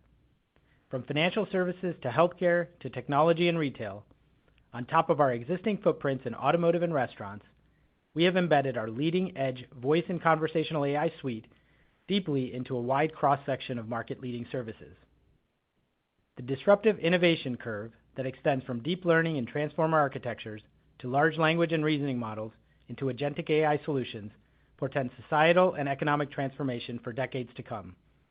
That said, the existing state of AI points vividly to call center and customer service disruption as a current epicenter of this transformation, and our solutions are strategically positioned to capitalize. Our organic and strategic investments have positioned us well to succeed here. From full automation that outperforms humans to human assist capabilities that drive contact center agent efficiencies, we now run the gamut to support enterprises as they deliver best-in-class customer support or outbound lead generation. We have an agentic-first architecture leveraging our own state-of-the-art models alongside best-of-breed partners. With the acquisition of Interactions, we have now added workflow optimization capabilities to our enterprise agentic solutions, stitching the fabric needed to enable companies to effectively adopt AI and deliver productivity and returns. and our deepening broad-based partnerships are a testament that our offerings are resonating. We have said before, this is the era where natural language conversations will enable humans to more seamlessly interact with technology, and voice AI is the killer app. Our heritage of innovation is our right to win. We continued to see that play out in Q3. In Pillar 1, we extended our penetration into China with a large IoT win as we capitalized on that country's lead in the global robotics race. In restaurants, another quarter of adding 1,000 locations, including most notably with a leading pizza provider, and expansion beyond ordering with our Employee Assist and Voice Insight solutions provided both rapid unit and price expansion. In enterprise, our steady retention and expansion rates were supported by significant improvements in customer outcomes. In fact, relative to incumbent solutions, our early agentic AI customers are seeing up to 10-fold improvement in containment rates, 25% higher end-user net promoter score, and 15% higher customer satisfaction. And we're achieving these results even faster with up to 35% less effort to design and deploy our agentic AI service. And we are now consistently eclipsing 1 billion queries a month, up nearly 10x since we went public. Before I move to the quarterly numbers, I want to talk about our pace of investment. The speed of innovation has been rapid the past several years. Now it's about accelerating the adoption curve and customers' realization of AI's massive benefits. The winners will entrench themselves where value can be derived for many years to come, and that's why we are aggressively investing to fortify and expand our moats while deepening our customer relationships. This has been taking the form of go-to-market investments as well as product capability expansion, and we expect to continue to keep the foot on the accelerator. That said, from a financial profile perspective, we are also moving from our past, where our investments were building the future and foreshadowing scale, to our present, where our growth and scale fully covers our costs. More specifically, as we exit 2025 and enter 2026, in part a result of executing on substantial acquisition synergies, we expect continued hyper-growth to be coupled with a break-even profitability profile. I'll share more when we discuss the outlook. For now, let me discuss the third quarter financial results in more detail. Q3 revenue was $42 million, up 68% year over year. All three pillars grew double digits, and we saw strength in both direct sales and through channel partners. We had a big IoT win for Pillar 1, and enterprise and restaurants helped drive outperformance in Pillar 2. While there was continued pressure in the automotive business, driven by global tariffs and the broader industry softness, there are signs of improvement, especially when considering the momentum we are seeing around Pillar 3 voice commerce. And as we have substantially diversified our industry mix the past 2 years, any individual sector's impact on our growth is much more muted now. Across our business lines, we also expanded geographic reach and product coverage, and we continue to see strong customer diversification, where year to date, we don't have any customers contributing greater than 10% of our revenue. In Q3, our GAAP and non-GAAP gross margins were both up from the prior quarter. Our GAAP gross margin was 43%, and adjusted for non-cash amortization of purchase intangibles and employee stock compensation, our non-GAAP gross margin was 59%. We continued to drive efficiencies in cloud spend as we deepened our acquisition integrations, and we continue to realize cost savings from shifting from third-party solutions to our own home-built ones. R&D expenses were $22.8 million in Q3, up 17% year over year, largely due to acquisitions and related headcount and data center costs. We continue to invest in innovation to maintain our technological leadership. Our speech foundation model, Polaris, is delivering outstanding results, and we're now deploying it broadly across our customer base. We're also advancing our agentic AI capabilities in real-time speech-to-speech models, leveraging our deep expertise in conversational architectures and machine learning to deliver industry-leading speed and accuracy. Sales and marketing expenses were $16.4 million in Q3, reflecting a 96% year-over-year increase, primarily driven by acquisitions. As seen in our results the last few quarters, we have invested heavily in the channel, which is paying dividends. We have also continued to build up direct sales and are also driving demand and lead generation activities while speeding the journey from pipeline to close. G&A expenses were $24.3 million in Q3, reflecting a 43% year-over-year increase, primarily driven by our acquisitions. We had roughly $5 million in one-time M&A-related costs. Aside from that, we continue to drive operational efficiencies throughout the organization and improve our control environment. we had non-cash employee stock compensation of $19.7 million and depreciation and amortization, including the amortization of intangibles, of $8.6 million in Q3, all of which are included in our GAAP results. Adjusted EBITDA was a loss of $14.5 million. OI&E was $7.1 million of income for the quarter. GAAP net loss of $109.3 million and GAAP net loss per share of 27 cents were negatively impacted by the change in fair value of contingent liabilities of approximately $66 million. This relates to the acquisitions we have completed and is a non-operating and non-cash expense, and primarily reflects the quarter-on-quarter increase in our stock price. As such, this item has been excluded in our non-GAAP results. Non-GAAP net loss was $13 million, and non-GAAP net loss per share was 3 cents in the quarter. This adjusts for items such as non-cash depreciation and amortization, M&A transaction costs, and stock-based compensation. Our balance sheet remains strong, with cash and equivalents at quarter end of $269 million and no debt. With that, let me discuss our financial outlook. I'll complete a thought I started earlier about where we are in the longer-term trajectory of this business. Keyvan started these prepared remarks by noting our recently celebrated 20th anniversary as a company. He and our founding team started on a path of breakthrough science, tackling the challenge of hard AI, innovation that provides more seamless and natural access so humans can harness the power of technology for our collective benefit, notably through pioneering advances in voice AI. Breakthrough science is challenging. It takes time and requires tenacity and resilience to persist through the cycles of revolution, setbacks, and further evolution.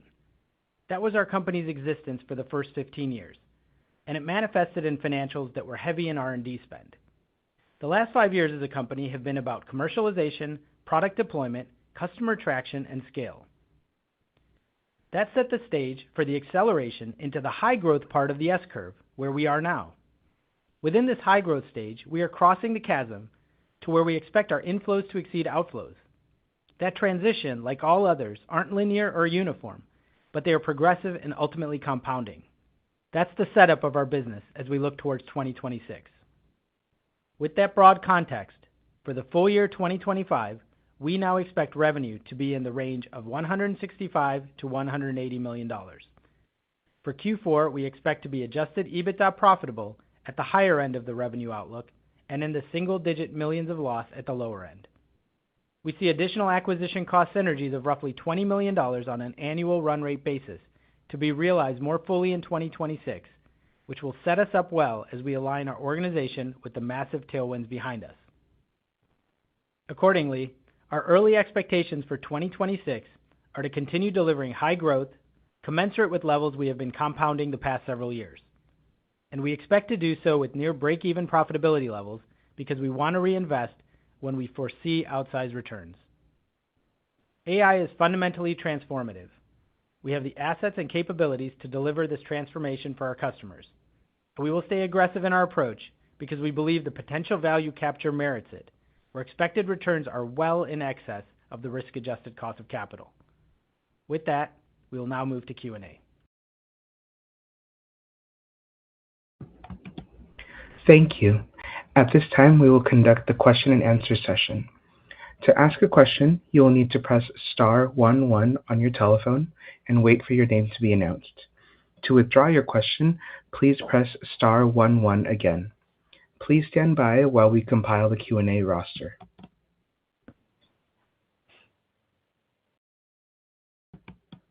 Our first question comes from the line of Gil Luria from D.A. Davidson. Gil, your line is now open. Thank you. Good afternoon.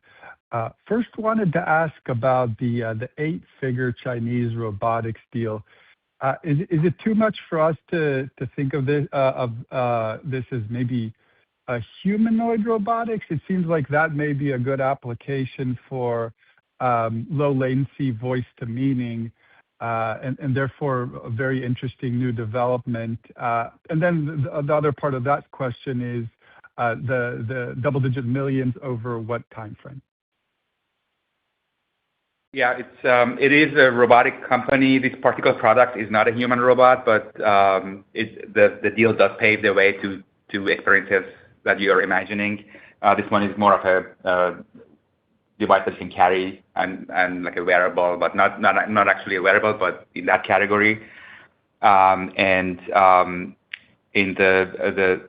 the double-digit million in the next 2 to 3 years. Got it. Hope to be invited to the demo when it goes actually humanoid. Yeah, sorry to add that it's actually a commitment number from them. It's not just our estimate. Got it. And then the second one on the Interactions acquisition, where do you specifically, which verticals do you think will specifically have an impact? And then what do you expect the financial impact to be for the balance of the year and into next year? Yeah. Hey, Gil. So the first part, there is nice adjacencies and sort of going deeper with our enterprise verticals. So they have strength across, I mean, some of their customers overlap in our automotive and some of our tech services. They have a really deep retail footprint, and several of the verticals that we're in. And the application of the technology, particularly around the workflow orchestration, or they have sort of intent analysts that really complement some of the more complicated enterprise use cases. So you could think also financial services and healthcare. So there's really nice complement to the existing portfolio. In terms of contribution, I mean, this is I think it's sort of a pattern of our M&A that similar to what we've seen, where we had brought companies that have amazing customer long-term contracts, customer relationships, trust, and but frankly, in some cases, legacy technology that we're able to partner and bring our own innovation on top of and recalibrate the growth curve. So, this is one that we're pretty excited about how we can regrow them together. And so they're all contemplated in our outlook. I think you'll notice a little nudge up in our expectations, particularly with respect to next year. So it's an important acquisition. I think it's one that we're excited about what we're going to do. And most importantly, to your first part, just really excited the complement that it brings both on a tech product platform as well as sort of industry overlaps. Great. Thank you. Thanks, Gil. Thank you. Our next question comes from the line of James Fish from Piper Sandler. James, your line is now open. Hi, this is Caden on for Fish. I was just wondering, could you provide a percentage what you're seeing come from term license versus SaaS within Amelia at this point? And then anything to call out for a one-time revenue this quarter? Thanks. Sure. Hey, Caden. What I can give you more of the general trending, and we've continued to grow our recurring footprint with Amelia, and we have noted in prior quarters that there were sort of a greater one-time type license deals. We talked about that last time. Much smaller footprint this quarter. So I think with respect to Amelia, it continues to be more heavily penetrated towards the recurring. But I think most importantly, as we look at the shift to agentic and just really what the technology is able to do now, integrating LLMs with our deterministic flows, is the footprint is you embed, you get a recurring basis, but it's more outcome-based contracts and pricing. So as we can continue to deliver outcomes, for example, in hospitality, we can book more reservations, or in maybe a healthcare setting, book more appointments. Like the economic model is one that is advantageous that we can scale. So it'll be recurring plus outcome-based generative or incremental revenue. That's sort of the model also with respect to why we comment on restaurants and high order completion rates. Some of our pricing is just fixed per location amounts. And then more and more customers are seeing, that there's real sharing of economic upside if we can say it's more based on real returns to the customer, and the pricing will follow.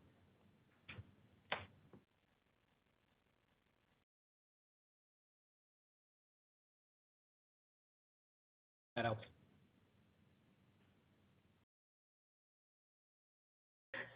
Thank you. Our next question comes from the line of Mike Lattimore from Northland Capital Markets. Mike, your line is now open. Hey, hi. This is Vijay Devar for Mike Lattimore. Could you tell me how many customers have committed to upgrading to Amelia 7 right now? I think the number was around 15 last quarter. Yeah. We're continuing to grow it. The 15 was sort of a selected first set of customers, and that has progressed really, really well. That was an initial cohort, and they were sort of our early adopter group. That number just continues to grow. We're migrating with others. We've expanded that set quite significantly. We're in active conversations with a number of them. Ultimately, our target here is that about 75% of our customers we expect to be moving on to Amelia 7 probably by mid-next year. So we're sort of think of the trajectory of moving towards that. And ultimately, all of our new customers are going to get into that, are going to be migrated onto Amelia 7. So,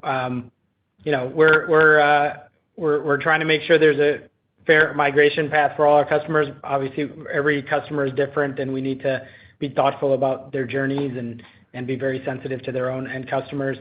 Ultimately, we're trying to orchestrate across all other platforms, so we make sure that there's interoperability with other agentic platforms, and we're really thoughtful about just onboarding and pace. So continuing to see great momentum, lots of exciting conversations, and most importantly, I mentioned in my prepared remarks just the outcomes or the feedback we're getting, whether it's in Net Promoter Score, customer satisfaction, or even just the containment rate improvements. Like they're real positive outcomes early days.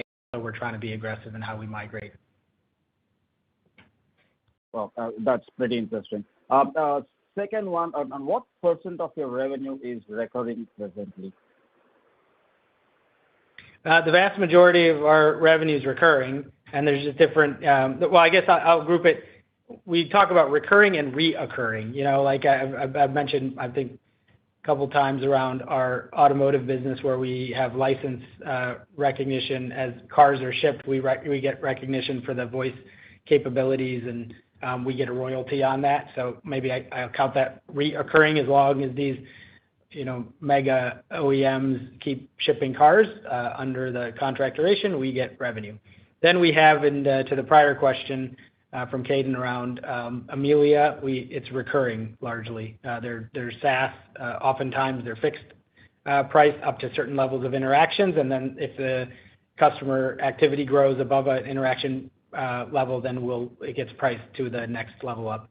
And then we do from time to time have certain recognition when we deploy an edge solution where our obligation to the customer is to pass over that license, then there is immediate revenue recognition. So the vast majority is recurring, SaaS-like, but there's a diversification in the product suite. And as I mentioned in the other question you asked, more and more we're finding the trends towards outcome-based. And again, that the reason is the AI solutions work. They can deliver more value. They can align to the economic interest of the customer. And so it makes sense for us to price accordingly. Thank you very much. Thank you. Thank you. Thank you. Our next question comes from the line of Scott Buck from H.C. Wainwright & Company. Scott, your line is now open. Hi, good afternoon, guys. Thanks for taking my questions. So you listed off, kind of 8 or 9 industry verticals in the release and talked through them. I'm curious, do you feel like you have enough capacity across each of those to continue to grow them? Or if not, how are you kind of prioritizing where your attention goes near term? Sure, I could start, and Kayvon can add. I mean, I guess to think about it, I get this question to be open, and we get this question a lot, like, are you doing too much? Or, and I kind of not trying to be flippant, but like if you start hearing us talk about investing in nuclear energy, maybe that's the fair place to say we're extending a little too far.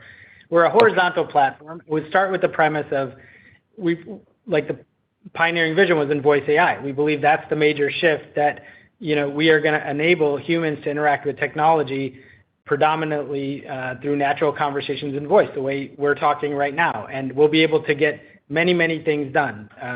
And so we think first and foremost in terms of the ultimate vision, that can pervade across many, many industries. And again, we got traction in automotive, restaurants, moving into healthcare, financial services. And setting appointments, booking reservations, doing money transfers, all of that's just on the horizontal platform. So when we're deploying our technology, and we've mentioned it previously, whether it's Polaris or some of the other capabilities, we're best of breed, we're market leading, even against unlimited resource competitors, where we outperform on our speech recognition technology, on how we bring real-time speech to speech for understanding and conversation. So that, I think when you think of us as a platform provider, that's sort of like the premise. Again, I'd say that's where our focus is. That's where we determine, as long as we're playing in the game of conversational and voice AI, that's the right focus. Now, it is fair, yeah, there are different applications, especially when you go into workflow integrations, that, different ecosystems have different,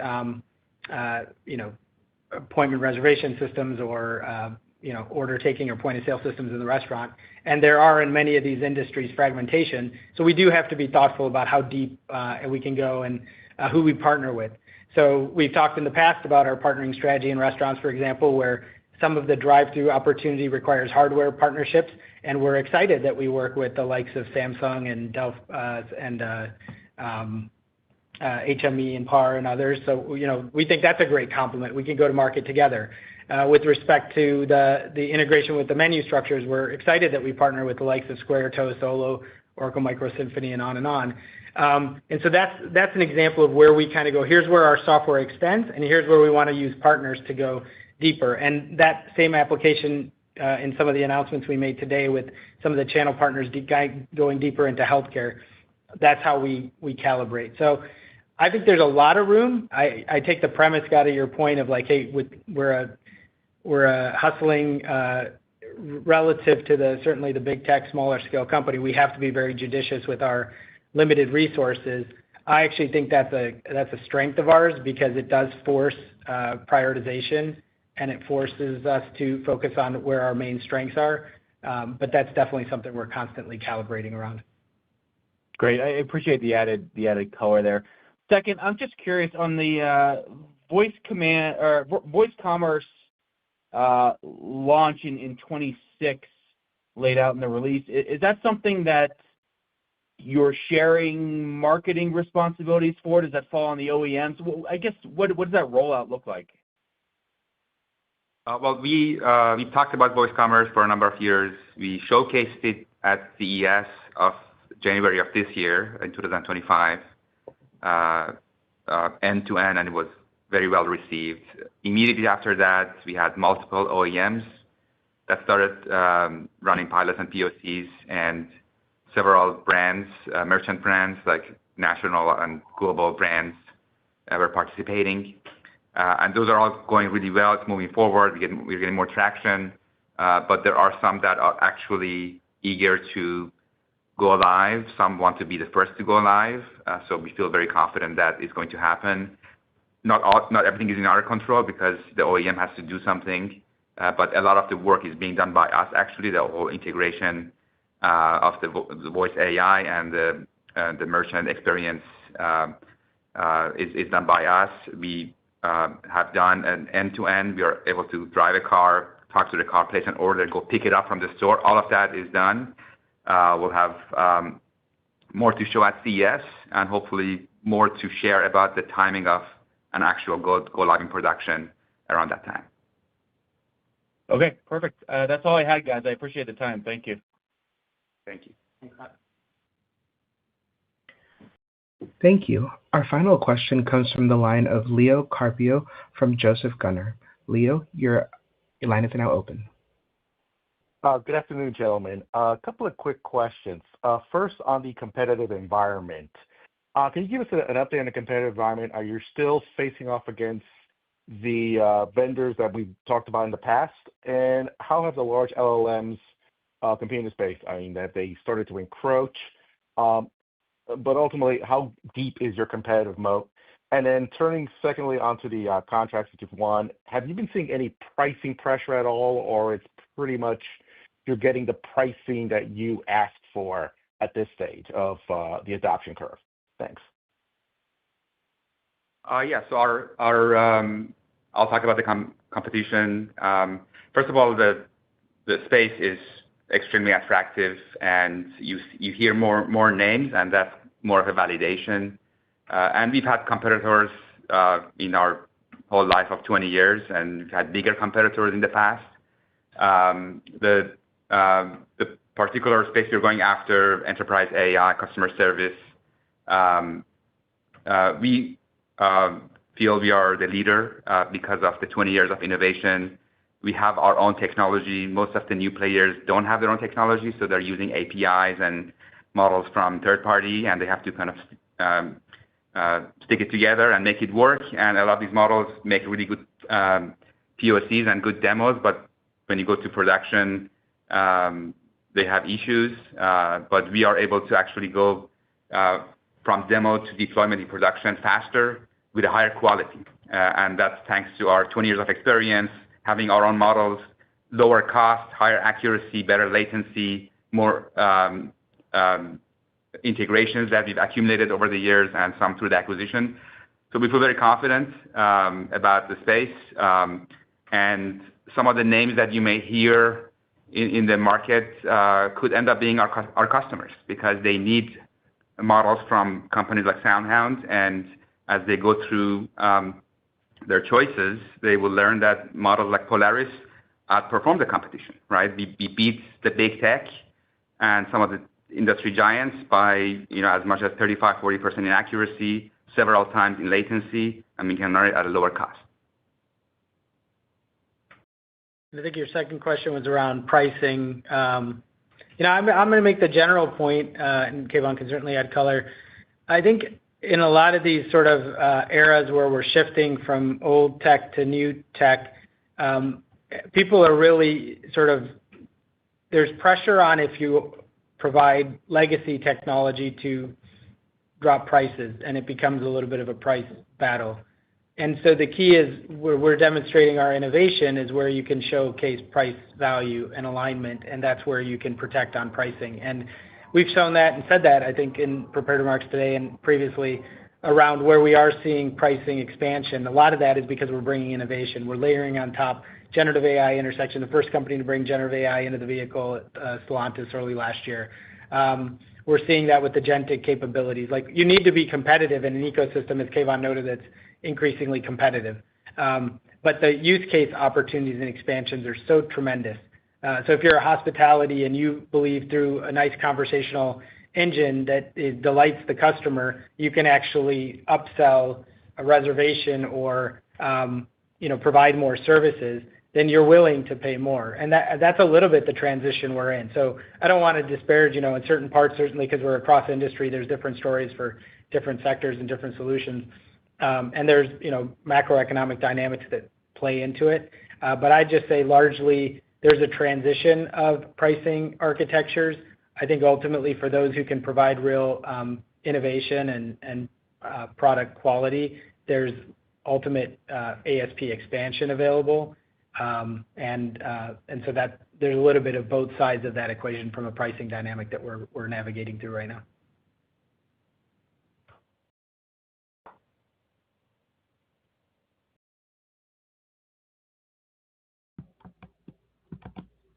Thank you very much. Thank you. This concludes the question and answer session. Thank you for your participation in today's conference. This does conclude the program, and you may now. Okay. So let me give you guys some just thoughts really quickly here on my questions. And I'm here to learn. I'm not here to just I would love to be a part of a AI story, agentic AI story, more of them. Obviously, I'm a big shareholder in NVIDIA and these sort of plays, so it's in my wheelhouse to like these sort of plays. And Paul calling it that it'll sink as the call ends. And here we are. We're seeing some candles. I've not covered the SoFi 10Q. I'll probably have a video about that tomorrow morning. Okay. Here's my questions. So, first off, what the heck is going on with this dilution? This dilution is insane. Even if we look in the last 2 years, for example, we've gone from 200. Oh, wait, sorry. This is. Okay, yeah. Why is it labeling it as a percentage? It shouldn't be labeled as a percentage. But it's gone from 242 million outstanding shares up to 409 million outstanding shares. What's going on? If we then tack on the percent change of new outstanding shares to get a better insight for what is happening, they're growing outstanding shares. Like Palantir is known for growing outstanding shares way, way, way too fast. Okay.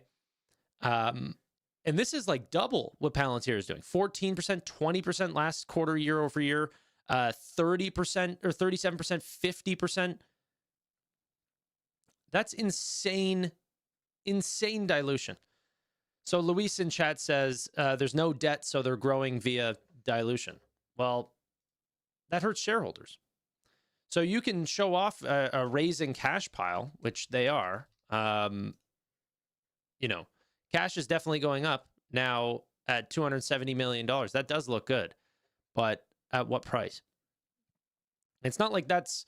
Anyway, let's go on to the next one. So my next question had to do with... what was it? Well, I'll move on to this one because this is another thing. The valuation on this business, even at today's price, is insanity. 40 times, 44 times price to sales is, oh my gosh. That's just price to sales, let alone what you're getting for that price to sales being negative right now. They were talking about margin expansion. I'm not seeing that in even their gross profit, let alone operating expenses.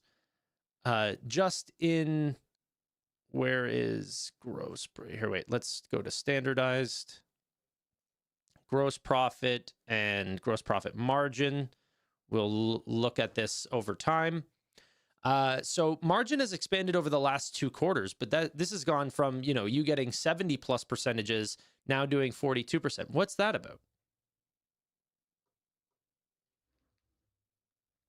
What is that? And I'm genuinely asking. This is a new name for me, right? So, okay. So I'm seeing a very, very highly priced stock. Growth here is a little bit weird how they end up showing. I'm actually not as mad about this. If they end up getting $180 million, no, it's gross profit. R&D is not included. R&D is for operating profit, after operating expenses are included. That is directly attributable expenses to them getting that revenue. That's more based on pricing. Once you add in R&D and everything like this, then you get so revenue, cost of sales, that's gross profit. Then after that, then you add in general and administrative, depreciation, R&D expenses, which is what you covered, which actually, honestly, doesn't look terrible. It doesn't look like it's spiking up or anything like this. Like, they're a technology company. I expect R&D to be a high amount. R&D as a percentage of revenue, 16% this quarter. That's not even bad. Like, that looks fine. I'm not mad at that. High 60 percentages, that's a little crazy, but if that corrects, I've got no problems with that. But yeah, so cost of sales is growing faster than their total revenue, so gross margins are decreasing.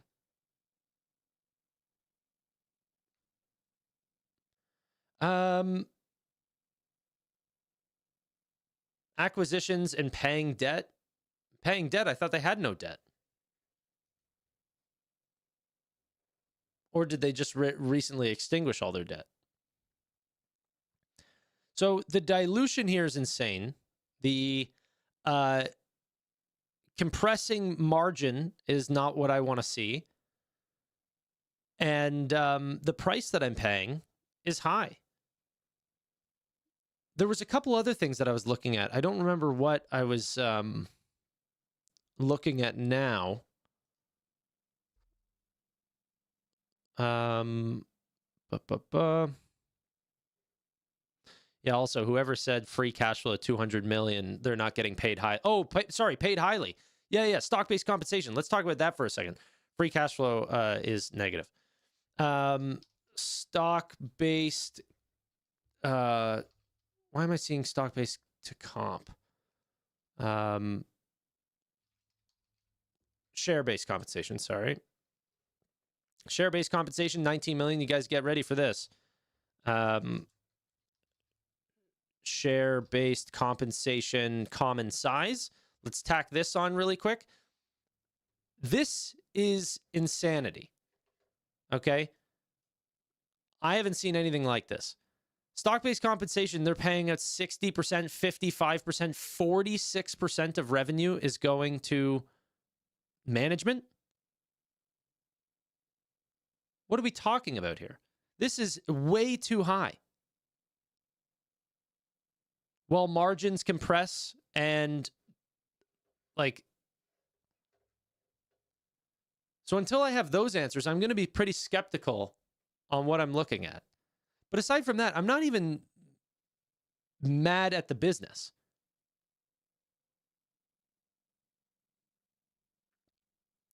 How many peg under $10? I don't know what that means. The price to earnings growth ratio, I don't know what it would be because I don't know the Wall Street's expectations or what they're guiding for past 2025. I do know that their guide for the rest of the year does look good. 180 million. Well, they said 165 to 180. If they end up they beat on the higher side of their $180 million guide, that does look exciting. Like that probably means next quarter somewhere along the lines of 60 plus million. I think Wall Street's expecting 55 million. They could get a good beat there. But yeah. No, they're not calling wearables robotics. They said there's a company that's in the robotic space, but it's not humanoids. And then they also said it's closer to wearables, but it's not wearables. But they can't give away what they're doing. But yeah, maybe they're using the word robotics a little loosely.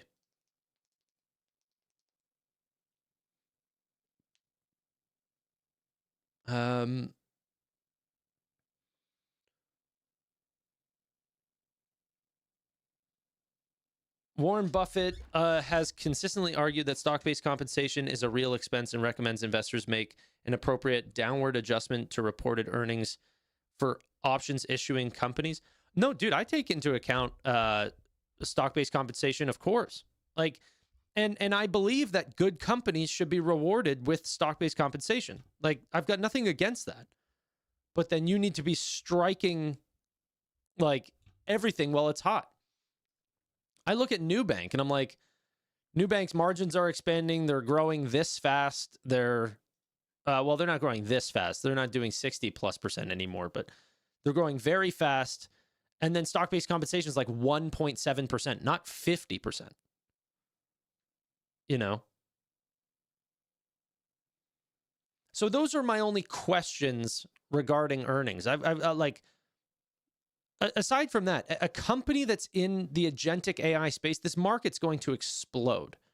So, the TAM is going to continuously get bigger for them, but I am anti the idea that because a company is in a market that's going to 100x, that they deserve any part of that.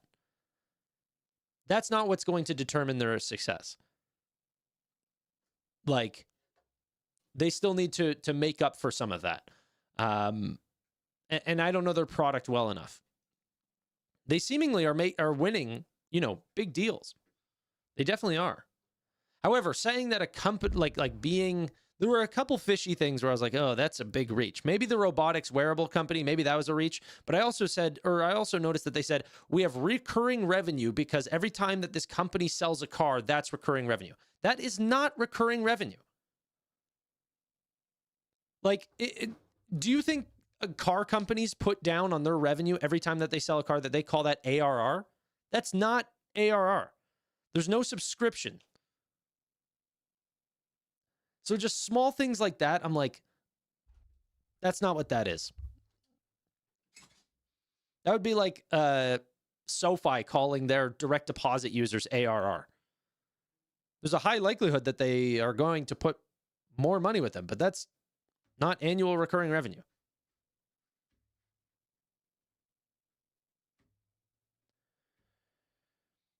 I put 48K on 2x leveraged SoundX when SoundHound was at $20 a share a month ago.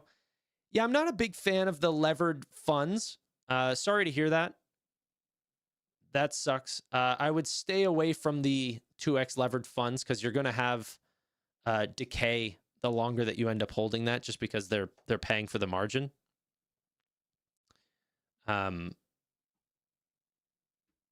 It's a subscription. No, it's not. They get paid per, per car sold. I heard what they said. They said it was per unit sold.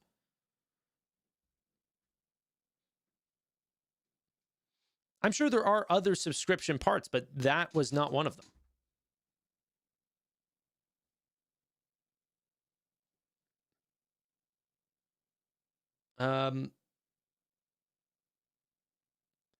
And if, yeah, I don't know. I'd be willing to pay for the growth at all costs if they were at a really good multiple, but it's a very high multiple. 44 times price to sales is expensive.